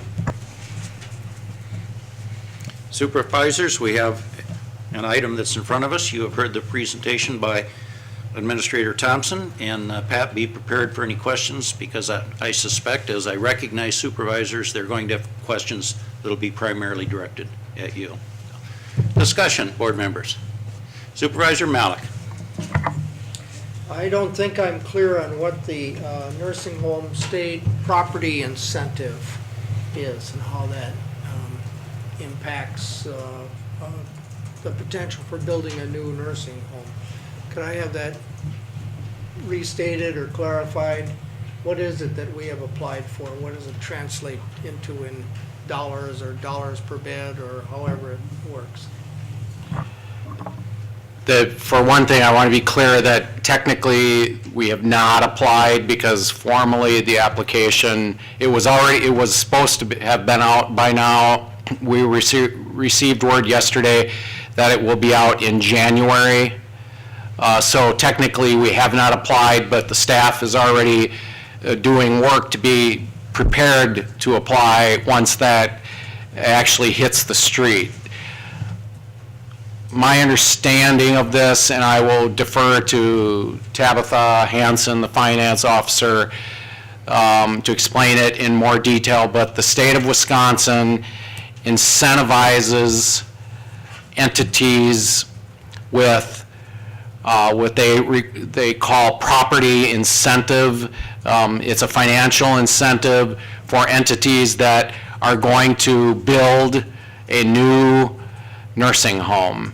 And what the staff needs to do is, and the HHS board has authorize the use of HHS dollars to complete that process, approximately $10,000 to retain a consultant who will assist the staff in that process. And what we have to do, Supervisor Malik, is complete a operations plan, a conceptual diagram showing what a potential nursing home would look like, and an operations plan that would make that work. And the state incentivizes those entities with financial dollars to apply towards the construction of the new nursing home. Now, I don't know exactly how much we would potentially qualify for. That's where I will turn it over to Tabitha to ask you if you have any idea of that. It's a per bed per day enhanced rate that we would get through the state.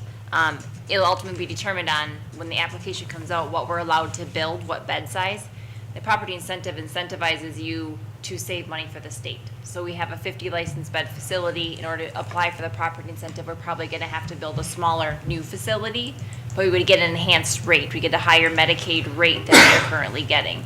And until all the details come out in the application, we won't know specifically what they are. Everything right now is proposed or estimated. Thank you. Supervisor Malik, does that address your question? I guess in conclusion, we don't know much. It's something that it is prudent to apply for, but very, very vague at this point. Thanks. It is vague, but the board has gone on record to support that process and to bring back a operational business model to the board once we have that. And that's a, ultimately the board is going to be faced with a decision to whether or not to issue debt, or if there are other options, but I don't believe there are, to finance the construction of a new nursing home. Although this is a separate issue from what is before us today, and I want to stress that, but ultimately that will be a decision that will be brought back to this board probably late summer, the fall of next year, whether or not to proceed with the issuing of debt. The proceeds of the sale of this land, they would not be able to completely fund the construction of a new nursing home. The board is still going to be faced, even with a potential of a property incentive, or if you were to say we're going to allocate the proceeds of the sale towards that, we would still be looking at issuing some debt to construct the nursing home. So it's a separate issue, but I wanted to bring it up this morning because it's on a separate track. And as I mentioned, the cleanup of this site could potentially serve as a building model or a building platform for the nursing home, if and when the board decides to proceed. So it indirectly is addressing some of those needs, because that would have to be done irregardless. Supervisor Osnes. You mentioned that if we go to auction, which is your recommendation, we don't need an appraisal on the land, is that correct? That is correct. The firms, the people that we talked to made a point of saying that an appraisal is not necessary. In fact, several of them suggested that it might not be a useful piece of information. One of them emphasized that the auction is the appraisal. That's the appraisal. So to answer your question, there would not need to be an appraisal done to proceed. And if we sold the land rather than an auction, Pardon me, sir? if we sold the land rather than have it auctioned off, do we have any idea at this point what those 500-plus acres are worth? When you say sold rather than auctioned, I mean, Two different things.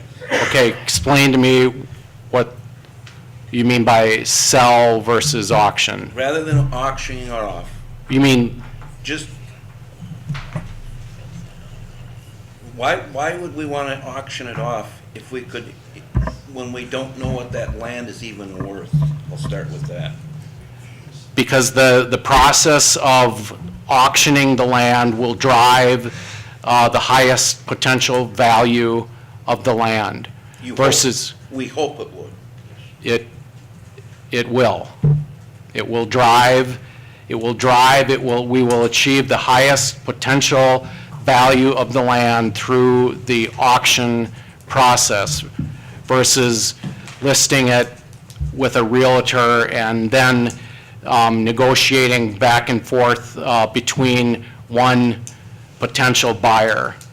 I learned a lot, and I still have a lot to learn, but I learned a lot meeting and doing my homework on the auction process. And I don't know if our corp counsel wants to weigh in. I don't like to ever put anyone on the spot, but even the staff going into this, Supervisor Osnes, including myself, was saying, okay, why don't we just, list it with RE/MAX, or why don't we just list it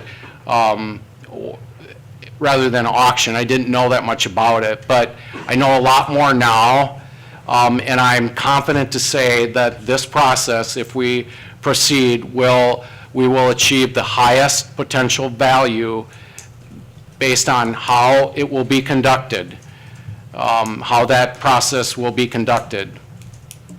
And I can go on record with that. Is any of this land, have you talked since this has come up, which to me is really fast for some reason? Have we gone back and talked to the city of New Richmond and asked if they would be interested in purchasing any of the land? Yesterday, I had a call from the city administrator of New Richmond who has expressed interest in a portion of the 500 plus acres, a portion of that for potential city use or city development. So how would that affect the 500 acres that you want to put up for auction? Well, my take on it is that I'm not sure, unless the board directs otherwise, if we should make separate provisions for other entities or other units of government that I think we need to allow the participation of any interested buyers, including other units of government, to make an offer on that land. And so I think my communication with Mike yesterday was that I would be interested in what the city, what the city's take on that would be, and how they would engage in that process. But I wouldn't recommend that we not proceed with the auction at this point. I would suggest we do, but work with the city to see how the city would enter into that process. So yes, to answer your question, I have had discussions, and not just yesterday with the city regarding this issue, but specifically yesterday regarding the sale of the land. But I've had discussions with Mike and some of the other city officials about kind of the city's future vision for that, part of that land. Germaine to that discussion, I'll call on Supervisor Horn, who is seeking recognition. Thank you, Board Chair. as I view this as a conflict for me, representing not only the city, but also sitting amongst you. So just to assure the board, or to inform the board, that I plan to abstain from this vote and also the discussion. So just to me, it's a conflict to represent both sides. Thank you. Let me just indicate parenthetically that I was called by Supervisor Horn, who is, as you know, the mayor of the city of New Richmond, yesterday, and we discussed this issue. He indicated his intention and request to abstain. Bylaws of the county board would indicate that any supervisor abstaining from a vote must explain that reason to the board chair as to whether or not the board chair will allow the abstention. After Fred and I discussed this issue, I agreed that while I did not think that it required his abstention, I would accept his reason for abstention, and so we agreed yesterday, and I appreciate his request in advance of some back and forth today. So just so the board is comfortable in his abstention. Supervisor Peterson.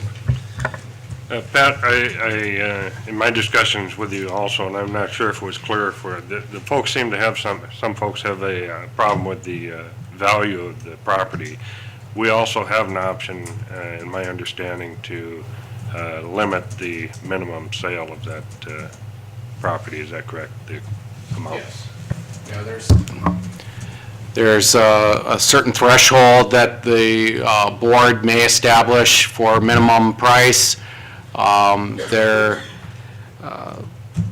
county has the ability to not accept any of the bids, but I think the process as outlined will achieve high value for the land, and for me to try to estimate or throw a number out, I think would be somewhat presumptuous. But all I can do is look at and listen to the experts that have said that the price of that farmland as it sits today is at a very, very high level. There is no farm bill out. The potential action by Congress on a farm bill could potentially have an impact on the value of that land. Certainly, as someone mentioned, I think Scotty, weather. We've been blessed with good weather in this part of the state. Other parts of the Midwest have suffered dramatically through drought, and so that could change overnight. But the value of the land is at a high level, and I believe that the appropriate time is to act on this now. It's the lease is up. Farmers in January, February will begin planning, planning, for planting in the spring of the year. And we have identified critical infrastructure and staffing needs, and we need to address those. And so the question may be, well, why the rush? Well, I don't know if it is a rush, because we have been studying and looking at these issues dating back, as I showed in one slide, for many, many years. And the employees that work in Health and Human Services and our emergency dispatch and the equipment that they rely on and we as citizens rely on, so that when we call 911, that equipment is going to respond appropriately. To me, I think they are the two of the highest priority capital needs that we have. And if we're not going to fund those capital needs, then how will we fund those? Supervisor Kiesler. Thank you, Board Chair. My concern, I guess, is not that it's so quick, because I agree. I've been with the county for 25 years, and I think every board that I'm aware of has grappled with this issue of to sell or when to sell. What I haven't really heard about in those 25 years, though, and as a representative of New Richmond and the New Richmond area, and unfortunately you've abstained, so you can't jump in on this, but Roger to the north and Andy to the south, is the economic impact to the Richmond area. Without any guarantee of the health center staying there or human services staying there, I get the win to Hudson. 160 employees, a lot of commerce that could come the Hudson way, but there's going to be a huge economic drain that farmland in and of itself won't sustain. So if that is then turned into an offer to the city to allow an industrial park that could bring employees into the area, makes more sense to me. But as it was presented in your presentation, that it would be allocated for future farmland. And so I'm assuming that we could talk more about that and maybe discuss the zoning issues there. But at this point, that's the premature, to me at this point, is that what is that going to do to New Richmond and its commerce in terms of the economic drain to that area? I think as stewards of this county, we need to look at the entire county, not just a win to one area and a lose to another, but how do you backfill that, and the commerce in particular, and how do we make it a win-win situation?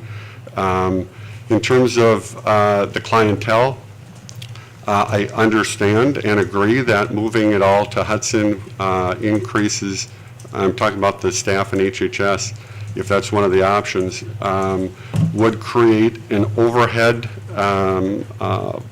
benefit, a reduced cost.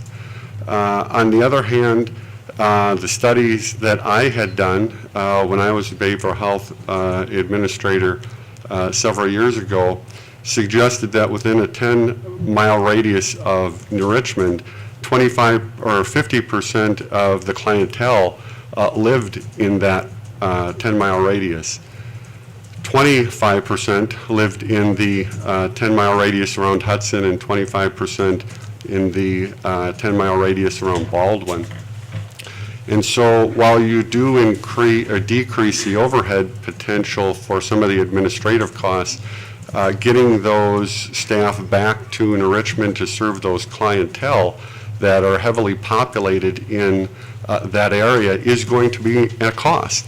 And no one seems to have talked about that or brought any of those costs forward. So my issue, to sum up, is that we simply don't have enough information before us today to decide on many of these issues.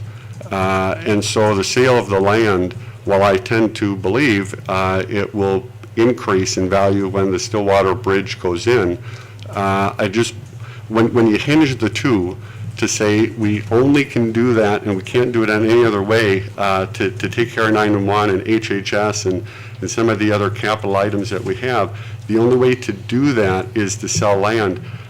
I don't believe so. I think there are other options that we could look at. Bonding in the short-term future, for sale in the long-term future.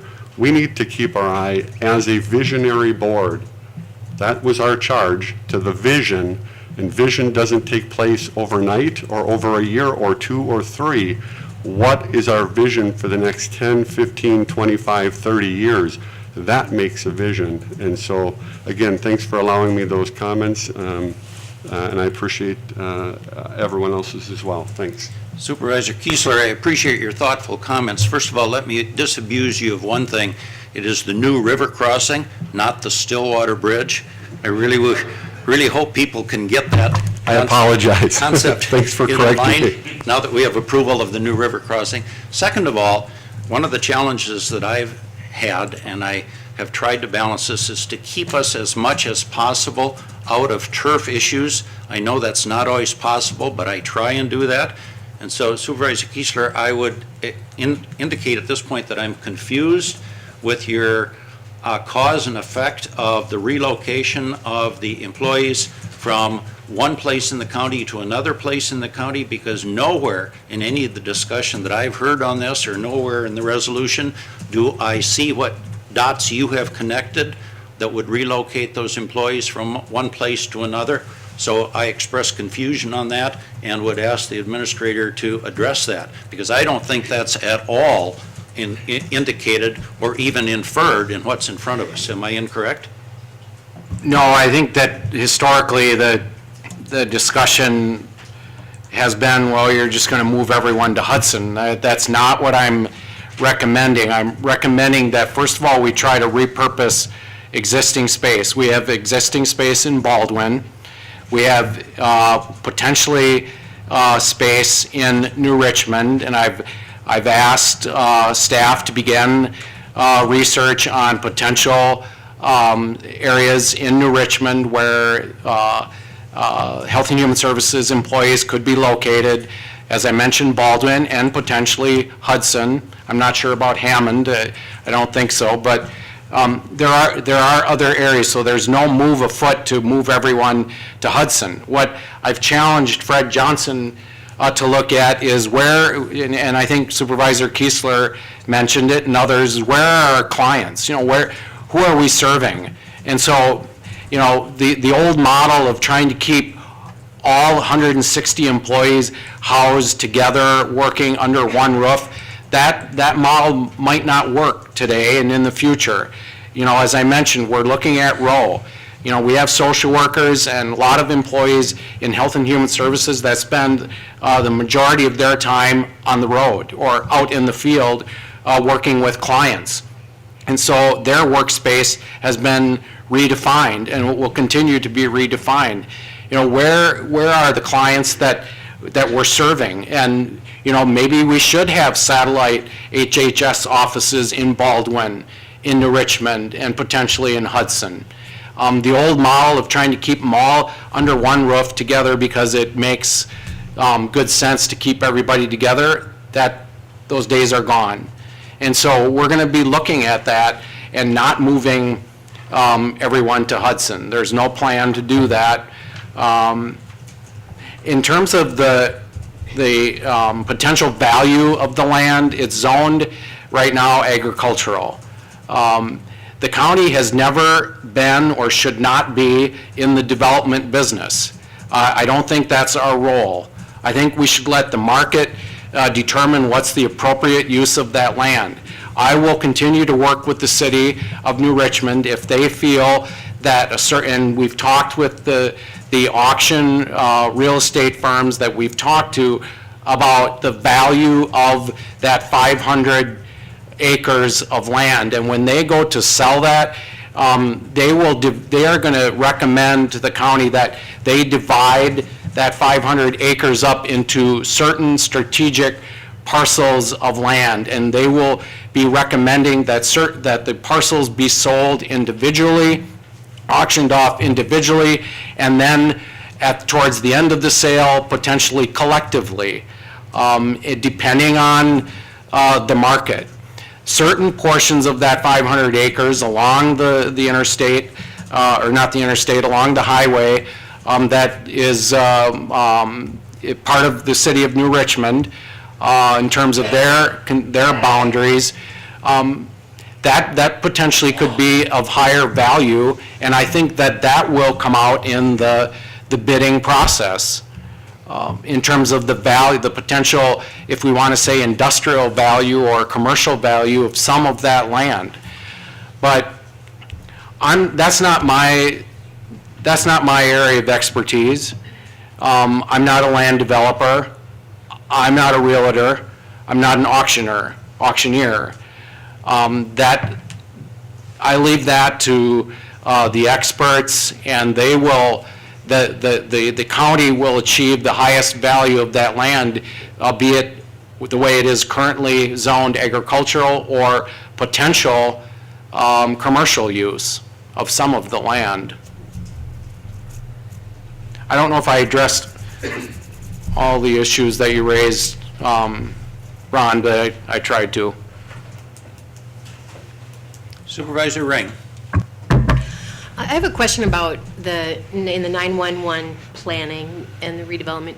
Have we considered interagency cooperation? Because when I look at, technology is very expensive, and I look at, looks like it has a short shelf life. If some of this stuff was put in 2006, and it has to be and it's going to be obsolete, or is obsolete already. It just seems like, are 5 neighboring counties doing the same thing? I mean, with technology, it seems like there could be some cooperation, cost sharing and cost saving in that process. That might be a phase 2 issue, I don't know, but has that happened, or will that happen in your planning process? I could defer to our emergency communications director, but there have been discussions with neighboring counties regarding regional approaches towards providing emergency dispatching services regionally. There have been some of those discussions with our neighbors. I don't want to specify by name which counties they are because there are ongoing discussions, but yes. And if that is part of the overall infrastructure replacement, we will take that into account and take that into consideration. But St. Croix County's dispatching needs come first, but we will work with our neighboring counties in terms of their interest, and if they are highly interested in becoming part of that process, and the timing is right for them, we certainly will welcome those those discussions. So to answer your questions, yes. Supervisor Schrottner. To me, this seems almost like a guilting issue, because there is I don't understand how we have allowed our 911 services to get so backtracked, and I don't understand how we are continuing. Past boards has allowed the Health and Human Services to continue to work in such poor conditions. But I would like to have seen this issue, these two issues brought up separately. The sale of the sale of the land shouldn't be what's tied to updating these facilities. I would have, if we're tying them together, I would like to see more of the plans. I would like to see, okay, this is the building that we have for HHS and where we're going to put it, and harder numbers than this is a rough estimate, but they're not solid numbers. I would have liked to have seen, if I didn't even think of the regional planning, but if we do come across, if some regional planning for the 911 services does happen, that will completely change what we're actually going to provide. So now it's a concern of we're expanding our 911 services, but in a few years we could be talking about building a completely different thing to provide for other counties or meet other needs. I don't know what that plan would entail. And I would just like to have seen more planning on that part, and then we talk about the land to fund it. But also, I think that moving forward with the land sale right now, we're rushing an issue that really we don't need to rush. How long have you been talking with New Richmond?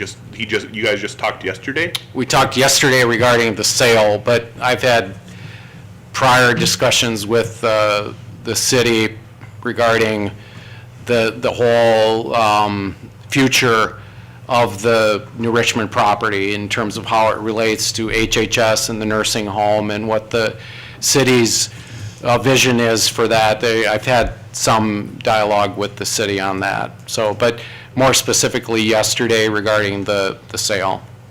I would like to see more solid stuff being brought forward before we just approve selling the whole thing and saying, all right, New Richmond can get in on it if we sell the whole chunk. And I just can't vote for this because what has been put forward is just way too vague at this time in all the areas. To address why the two items are linked in the resolution, Travis, is because the fund balance policy, if we were to sell the land, the current policy is that it would be used to retire debt. And so with the exception of whether there is an exception in the policy unless otherwise directed by the board. And so what I'm trying to do is accomplish two things, achieve the sale of the land at a high value and address capital infrastructure and space needs, which have been not addressed financially by the board. I know that the board has gone on record recognizing that there's a problem, but there just hasn't been the budget capacity allowed to address financially these big ticket items. And so it's not an attempt by the administration to guilt the board into a decision. I don't feel it's rushed because of the fact that, you know, this has been discussed by multitudes of boards, and the economics, I think, are a factor in the decision, and the fact that, you know, the current lease is coming up for either expiration or renewal, what have you. So it's been an ongoing issue.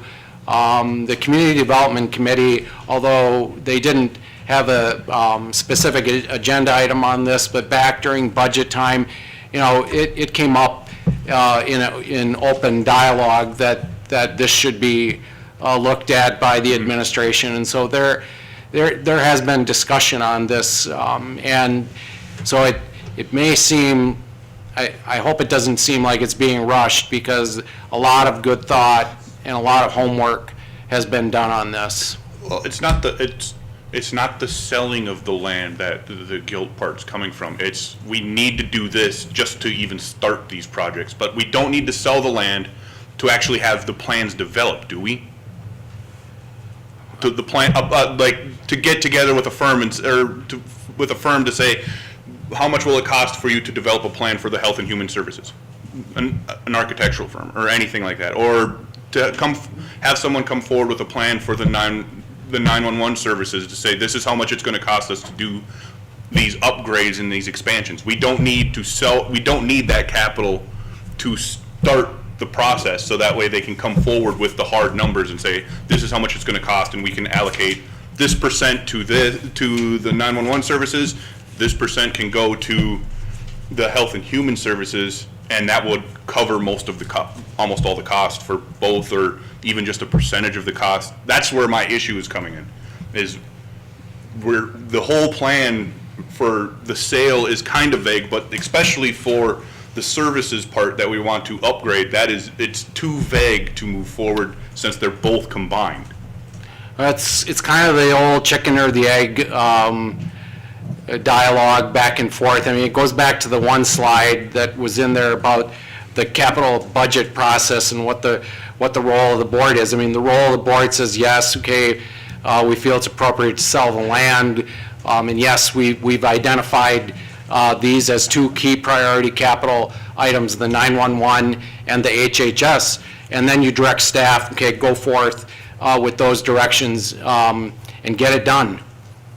And the standing committees will serve as the oversight. The emergency planning committee, the public safety committee will provide kind of the umbrella oversight for the dispatch work. The HHS board will certainly be the oversight for the steps that would be taken to vacate the facility. So it kind of goes back to that one slide that says, okay, we've allocated the proceeds of this sale, Pat. We've authorized the sale of the land.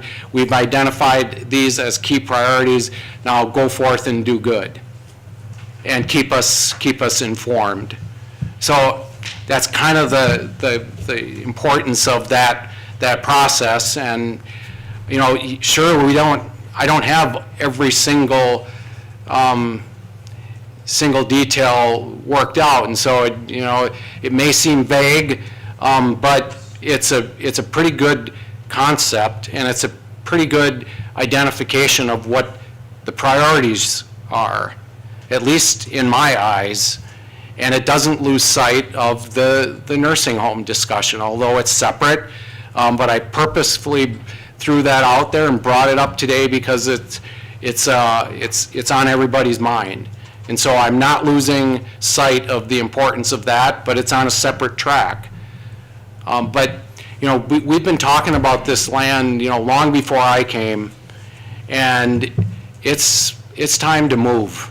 You know, we've been stuck, you know, and I'm not casting or guilting the board, you know, I'll include myself, we've been stuck in the mud. And we need to get out of that and take some steps and move this, advance this, and get other things moving.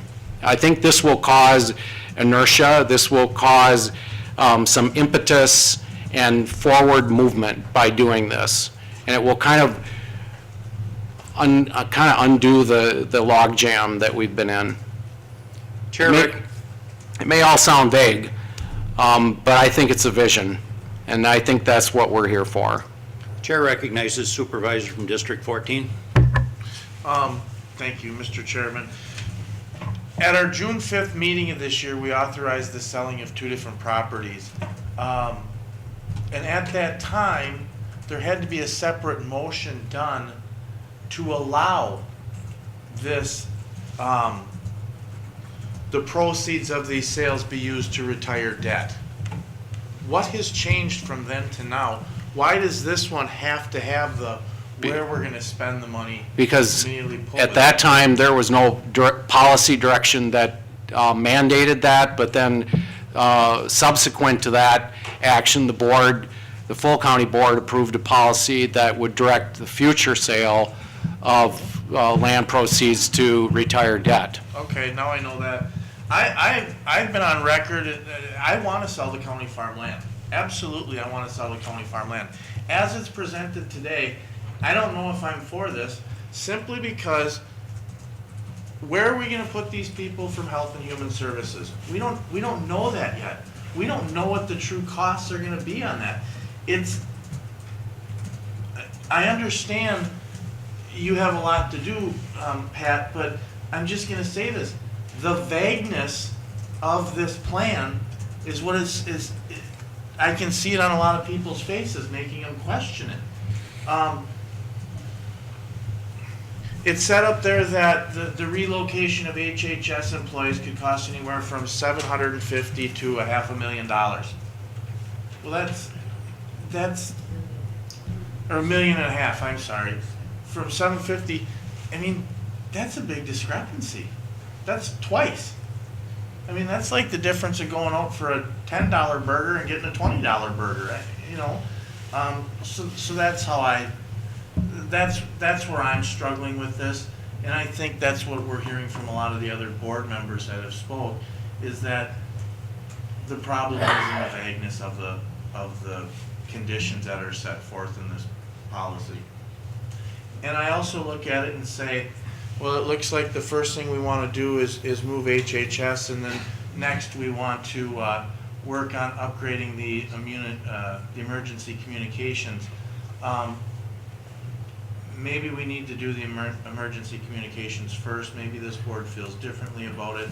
I see that the resolution to abandon the HHS site is from a previous board, and of that board, of that committee, there's only 2 people that are still on the county board. I'll be quiet now. Supervisor Attino. In relationship, thank you, Mr. Chairman, and my question will be directed to Pat, our county administrator. Based on that very thing from past history, the consensus to no longer invest county funds in the Health and Human Services building for anything other than addressing health and safety needs. Now, my question is, does the water propose a health and safety issue to the people who work there and the residents that are there? I was never aware of this in any of our prior discussions. And it seems to me that the nursing issue going forward is 50% of this. We as a board have agreed and voted, it was in favor of building a new nursing home, but no monies have been allocated to that project. And to me, it looks like we're going to allocate monies to that project that the board haven't approved. Just as a point of record, maybe I could address the water issue. Okay. The HHS building is on city water. It is not on its own water system. But we are using the water tower to create a higher pressure because we're on the low side of the city water. If we were on the high side, we'd have pressure, but we need to build the pressure so that we've got the capacity for the sprinkler system in the buildings. The water quality issue is primarily because of the design of the HH building. And we have a number of water lines that go places that nobody knows, and they dead end. So we don't have looped system and fresh water. We have a number of places where we have stagnant water, and that is what has primarily contributed to the water quality. Art, was that correct? I'm sorry. I was. No, I was calling on Art, and he's nodding his head yes. So I just wanted that clarification. That's the water issue. And then Pat? regarding the fact there's no money been allocated to the nursing home, it looks like we're putting together a plan for architectural, for moving people, and I'm kind of confused as to why that didn't come to the board first. I'm kind of against the fact that these two things are together. I know we need it, and there's some of it that's probably, required, but with the amount of money that we're looking at here, I'm a little taken off on it. Well, they're not linked. The only dollars that have been designated for the nursing home, the plan on that is the $10,000 that the Health and Human Services Board has designated from the 2012 budget to begin the property incentive application, that process. The dollars that would be used from the proceeds of this sale is to vacate the Health and Human Services building, not the nursing home. So it's separate. It's dealing with the Health and Human Services employees and the Health and Human Services building. So it's not directing any of the proceeds towards the construction of the nursing home, with the exception of cleaning up the site. I'd like to go back to the vagueness discussion. That's a tough one because, I mean, the level of detail and the level of questions that you're asking are all very, very good questions, but the development of that is more of a, it's operational in such that it's how to get this done. It's once the board, gives the direction on that, and within parameters, given parameters, the operations of the staff is going to figure out, the necessary steps to get that done.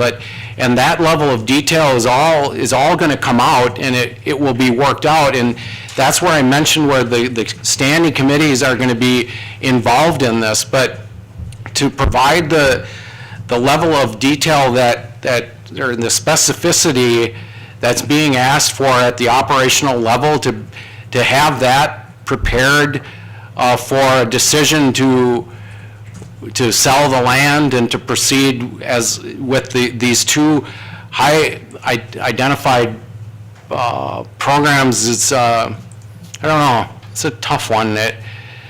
I understand where you're coming from, but to prepare all that and bring that back is going to require additional resources and additional time, and if it helps the decision-making process whether or not to sell the land and to identify the 911 infrastructure and equipment needs, I mean, I don't know how much it's going to cost to relocate 160 employees. We have a general idea. I've asked the staff to begin the research to identify what is the cost for leasing square footage of space, and we have those numbers. it's in that range. That is a wide range. I hesitated about whether or not to even put numbers in there and just say, this is we've identified this as a need. We've identified a potential source of dollars that could help fund that. We will go forth and we will work those details out and keep the standing committees and the board informed as we move forward, but it's a tough one. Chair recognizes Supervisor Malik. Thank you, Mr. Chairman. I've been a proponent of selling excess land that the county doesn't have an identified need for, ever since when I campaigned for the board in the year 2000. So I've been at that for a long time. My thinking has always been that it's not fair to the citizens to tax them for things if there's an asset that we have no perceived use for that we could sell and use that money instead of taxing them for things. So that's where I come from. However, I'm really feeling rushed by this proposal. I first learned of it last Thursday when Supervisor Peterson and I had a Board of Adjustment meeting, and he mentioned that this would be coming forward, and that, particularly given the history of the county board's attempts to make plans for that property, where and you saw a summary earlier, we've spent years, we've had outside analysis, we've marched right up to the line, and then we retreated, and here we appear to be suddenly ready to make a decision. Now, of course, we have a smaller board with 19 now, and so that makes us a little more nimble, and we have a county administrator, and that makes us a lot more nimble, so maybe it's something I need to get used to, but anyway, I'm nervous. This has really been an outstanding discussion. Supervisor Horn's move to identify a potential conflict of interest is to be applauded. I think Supervisors Kiesler and Brinkman have made particularly articulate points, and others have said great things too, and that's a lot better quality of discussion than we've sometimes had, believe me, surrounding this topic. You know, one point being made, and I think that some supervisors are appropriately concerned that this is some sort of hidden agenda to move the Health and Human Services employees back to Hudson, where they were before 1990. Recollect that, well, and some of you in the room weren't here when these studies were done, but the study that we had about doing an addition to this building large enough to accommodate all of the Health and Human Services employees came out with a result that was flabbergasting in its size. Dave, you probably remember that. It was such a large amount of money that it seems to me that it's clear that is not the way we're going to go. The current discussions about people working from home, the whole ROWE business, people sharing spaces, using spaces that are available in other county facilities is going to be much more fruitful than trying to build a great big addition to accommodate all those people in Hudson. The history of this county board's ability to make plans for the New Richmond excess land demonstrates that the county board can't do it. I think that the Administrator Thompson has said the county, he has said that from his point of view, he thinks we are not likely to be good developers. I think that's been proven by the history of our attempts before to develop that land. We simply couldn't agree. In fact, our ability to plan for the land around this building pushed us to our limits, and we did come up with a plan. Those of you who weren't on the board at the time might at least remember the plan for a plan, articulation of a process. Well, it resulted in a minimal plan that would have had some mixed development and a whole bunch of residential development. And it took us a lot of agony to get there. And it's nowhere near as complex as trying to plan for 500 and some acres. Of course, that was thwarted when the city of Hudson rezoned the land in a way we didn't want and rezoned it so that now only public uses are allowed here, meaning, the only people we could possibly sell the land here to would be school district or city or use it ourselves. So that's a dead end. Private owners are much more able to plan for development of land. And that, I think, has got to be the way eventually it will be done at New Richmond.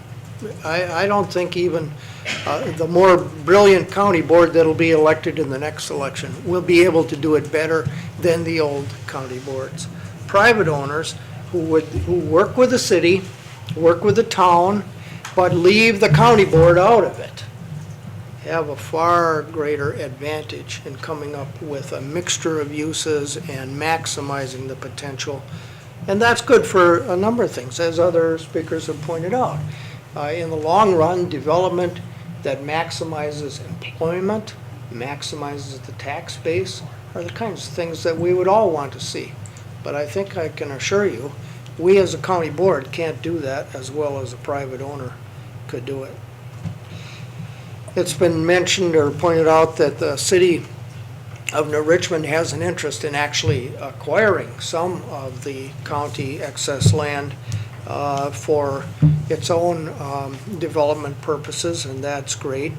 It's quite common, I come from a business legal background, it's quite common for groups of people to form a sort of partnership and agree on a bid, agree that at the auction, here's what the package will be. And the externals of that are very clear. For the whole thing, it's N dollars, but here's the piece that I'm going to take, here's the piece that Joe's going to take, here's the piece that Alice is going to take, etc. like that.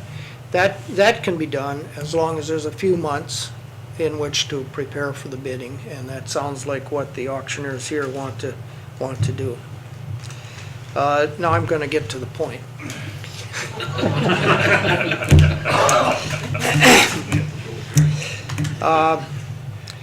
I'm not confident. I take it that the our administrator is confident that the 35 acres to be set aside and not presented at the auction is enough to build the new nursing home, to do the other uses. I'm not convinced of that yet. Maybe it needs to be 40 acres. Maybe it needs to be 50 acres. And I haven't heard any consideration in the amount to be set aside, whether it's 35 acres, 40, 50, 60, whatever that number is. I have not heard that there's enough space there for a smaller Health and Human Services location. Now maybe, we're just leaping ahead to say we build a new nursing home on the site of the present Health and Human Services complex, and we take the Health and Human Services employees after they've been renting somewhere and we move them into the old nursing home. Maybe that's the right way to go. If so, then it doesn't need more space. It would use existing space. But I think a month from now, after some further study, Patrick could come back and could give us the assurance that I would want to know that 35 or whatever the number is, number of acres should be set aside from the auction, and it will be adequate for all foreseeable uses. New nursing home, present uses, smaller size, something for H&HS. The second thing that I think a month's delay would give us is a statement of the minimum price. Now, we know that we can specify to the auctioneers what our minimum price per acre is, or our minimum price for the total, some other way of stating the minimum. We'd be fools to let it go to an auction where it might sell for $10. We're going to have a minimum number. we're gonna set that number, somebody's gonna set it, Pat's gonna set it, the administration committee's gonna set it, somebody's going to set it within the next couple of months so that there can be an auction in March. So decide before next month's meeting what our minimum price is. What will that do for us? It will enable us to say how much money we're setting aside in the capital projects fund and what it will buy. How much 911, how much relocation and site work and demolition and all that? Will it cover this range, from 750 to 1.5 million? Will it cover the other ranges? Or will we be looking at some supplementary financing thing to do it? And my last point, I know you're all relieved, but my last point is this. In this resolution, in the therefore paragraph, one of the things that's giving a lot of us heartburn is it says, create a separate capital projects fund to be used for, and then it goes on to list the things: relocation of the 911 center, vacating, demolition, cleanup of the Health and Human Services building, and relocation of Health and Human Services employees. My point is this: drop everything from the word for to the end of the sentence and insert instead to be used as directed by the board. Supervisor Malik, are you moving an amendment? I'm almost moving an amendment. I'm explaining what I'm going to move. You're thinking out loud at the moment? No, I've thought it through. I'm just stating it out loud. I guess my preferred way to do it is to suggest what I'm about to do and see if I see any body language that agrees, or whether there'll be no second, and then I'll be looking foolish, So the point is that it would be to be used as directed by the board. Now, I don't think this would do any violence to your plans, Mr. Administrator, because you aren't going to relocate the 911 center without consulting with the board. You have no plans to vacate, demolish, and clean up the Health and Human Services building without talking with the board first, or the relocation of Health and Human Services employees. In other words, you don't need a blank slate to use this money. You can interact with this county board in the future. But what we do need to do is we need to say we're going to create a separate capital projects fund. Because, of course, we previously said, no, we're going to apply this money to debt. And the purpose of applying it to debt no longer applies, as we saw. So that's what I would suggest, is that we leave it open-ended, but involve the board in the future use of the funds that would be generated by this sale. So, in short, I'm on the verge of suggesting that we should ask for a month, figure out, and in that month, get back 2 answers. What's the minimum bid price? What's the minimum size that we need to hold back with assurance that it'll be enough for all of the foreseeable uses? And modify this language to just do the bare amount necessary at this time. Thank you for your patience. Supervisor, Is there any District body 6, the chair expresses confusion at this point. You have articulated what appears to be an amendment, but you have specifically said you are not moving an amendment. So you are going to come to the decision whether or not to move the amendment. How? After I hear a few speakers. All right. Supervisor Kiesler. While I definitely appreciate your attempt to move us forward, my only comment is, with something, again, this emotional and this deep in terms of our continued year after year deliberation, to not have a committee of the whole meeting on this, I think, was remiss, because we could have then gone over all of those points, lined up an agenda for our administrator, Pat, to work on and then bring back to us. So that's my concern, and I think that's what the rush feels, is that I too just learned about this within the last week or so. And so for me personally, I'm just looking to gain information before making a decision. And I think we need to outline for the county administrator what our frustrations, concerns, and needs are for that information before we can vote on any type of resolution here. Thanks. Mr. Chairman, what I heard from Supervisor Malik, amongst all the good comments that he made, was a preference to delay this a month and to try to answer some of the questions that not only he raised, but others, and bring those back to the board in a month. I think that's a very fair way to approach this, and I think we can still meet certain timelines and certain deadlines, if I heard you correctly. Supervisor Peterson. My initial thought was, when I came in today, that we need to get moving on this, but listening to my colleagues' comments, Supervisor Malik, has convinced me that I think very possibly, yes, a month delay would be in order.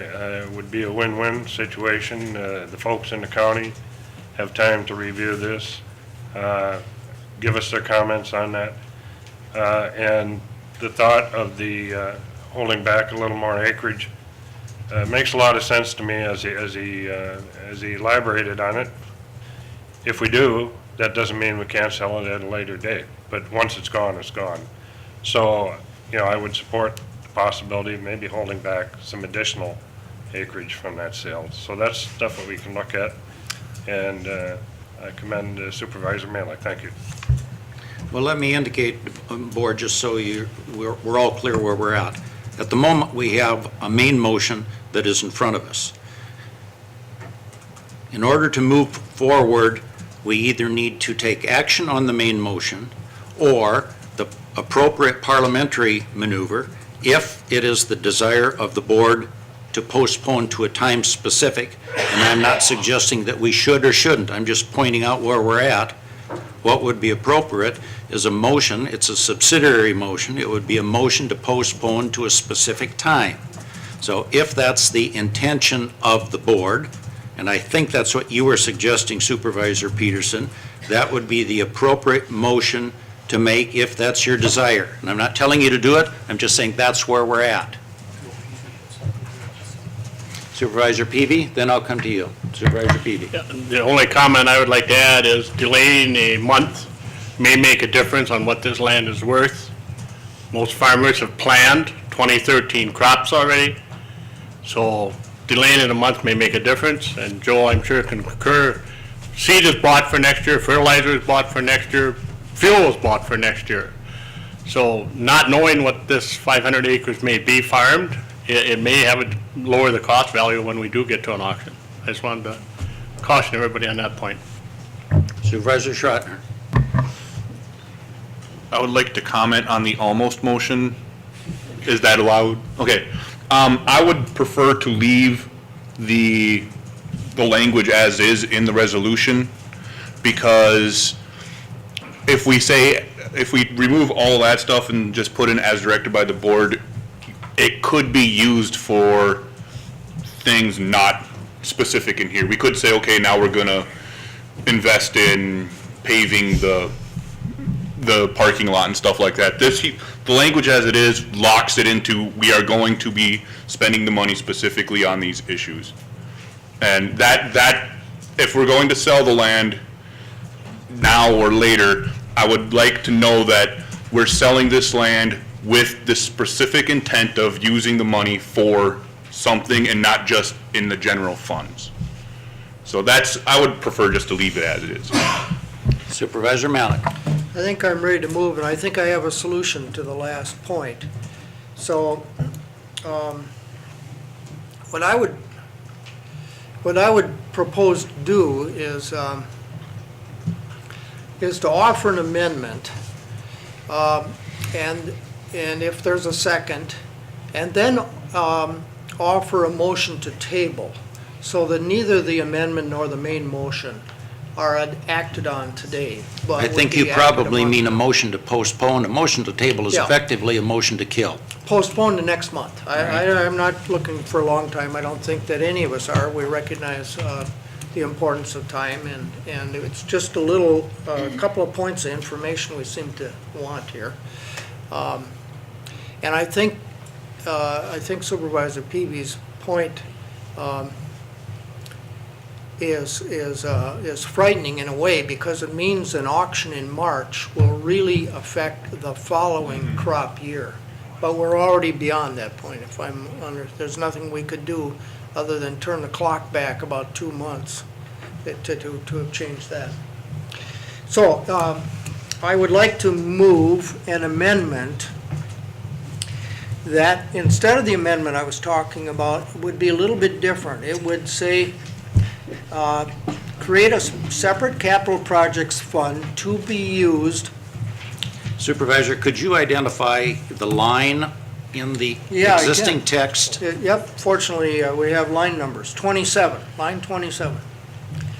So right after the word used would be inserted these words, and commas, comma, as directed by the board, comma, for the and then all the rest of the language would stay the same, Supervisor Schachner. So all we do is we put this county board into the process. We don't expand the list of things that the money could be used for.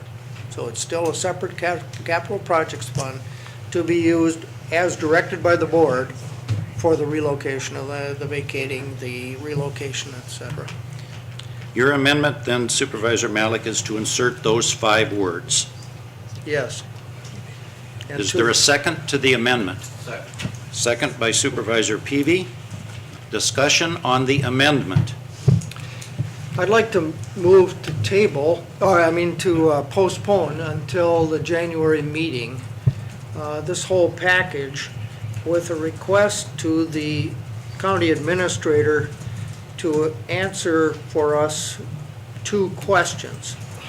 And the first question is, what would be the minimum price that he recommends for the auction? And the second question is, what is the minimum amount of space that should be set aside from the auction to serve the nursing home and all other likely uses? Supervisor, I express some confusion at this point. You're moving to postpone, but I don't think it's in order in a motion to postpone to also suggest additional language. A motion to postpone takes priority over a motion to amend. You're right, you're right. And I think at this confusing point, 2 we can things. only deal with your motion to postpone. He's heard the questions, and I'm sure would answer them. And again, would you restate, you are moving to postpone to a specific time, and that is when? Our January meeting. Postpone to the January meeting of the county board, which should be on 8 January. Yeah. Mhm. Is there a second to the motion to postpone to a specific time? Second by Supervisor Osnes. A motion to postpone to a specific time is debatable. Is there any discussion? We don't have a February meeting scheduled, am I right? That's correct. Chairman, so we'll have to deal with it on January 8th. Seeing no request for discussion, the motion that is in front of us takes priority over a motion to amend, and the motion is to postpone this agenda item until our January meeting. If this passes, we have dealt with the issue. If it fails, we are back to then the amendment that's in front of us. All right, you have the motion in? Okay. Proceed to vote.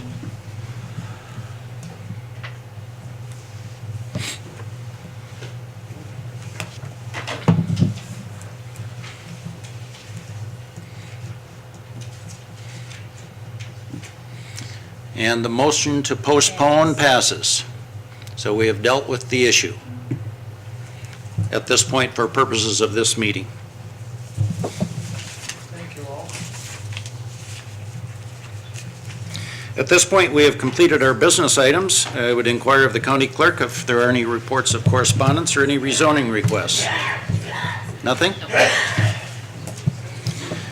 I do have an indication to board members and a request and an invitation. It was preempted to a certain extent by the administrator in his remarks, but currently we are conducting and are in the process of putting together initial draft of annual employee evaluation for our administrator. The group that is working on that consists of yours truly, Board Chair, Roger Larson, Board Vice Chair, and Supervisor Peterson, Chair of the Administration Committee, which is the parent committee. The three of us will be putting together that evaluation, and we are specifically asking, inviting, and requesting input from all of you. We will indicate in advance that we will not accept any comments from you that are anonymous. If you're going to suggest input and comments for the evaluation, take ownership of whatever it is you're saying, and you can direct those to any of the three of us, and we invite that sincerely. Please, it will help us in doing our job. Second announcement is that we do have a milestone in the county. This certainly is a significant event, and I would request that the board take appropriate notice of the fact that the supervisor from District 2 is celebrating her 39th birthday today.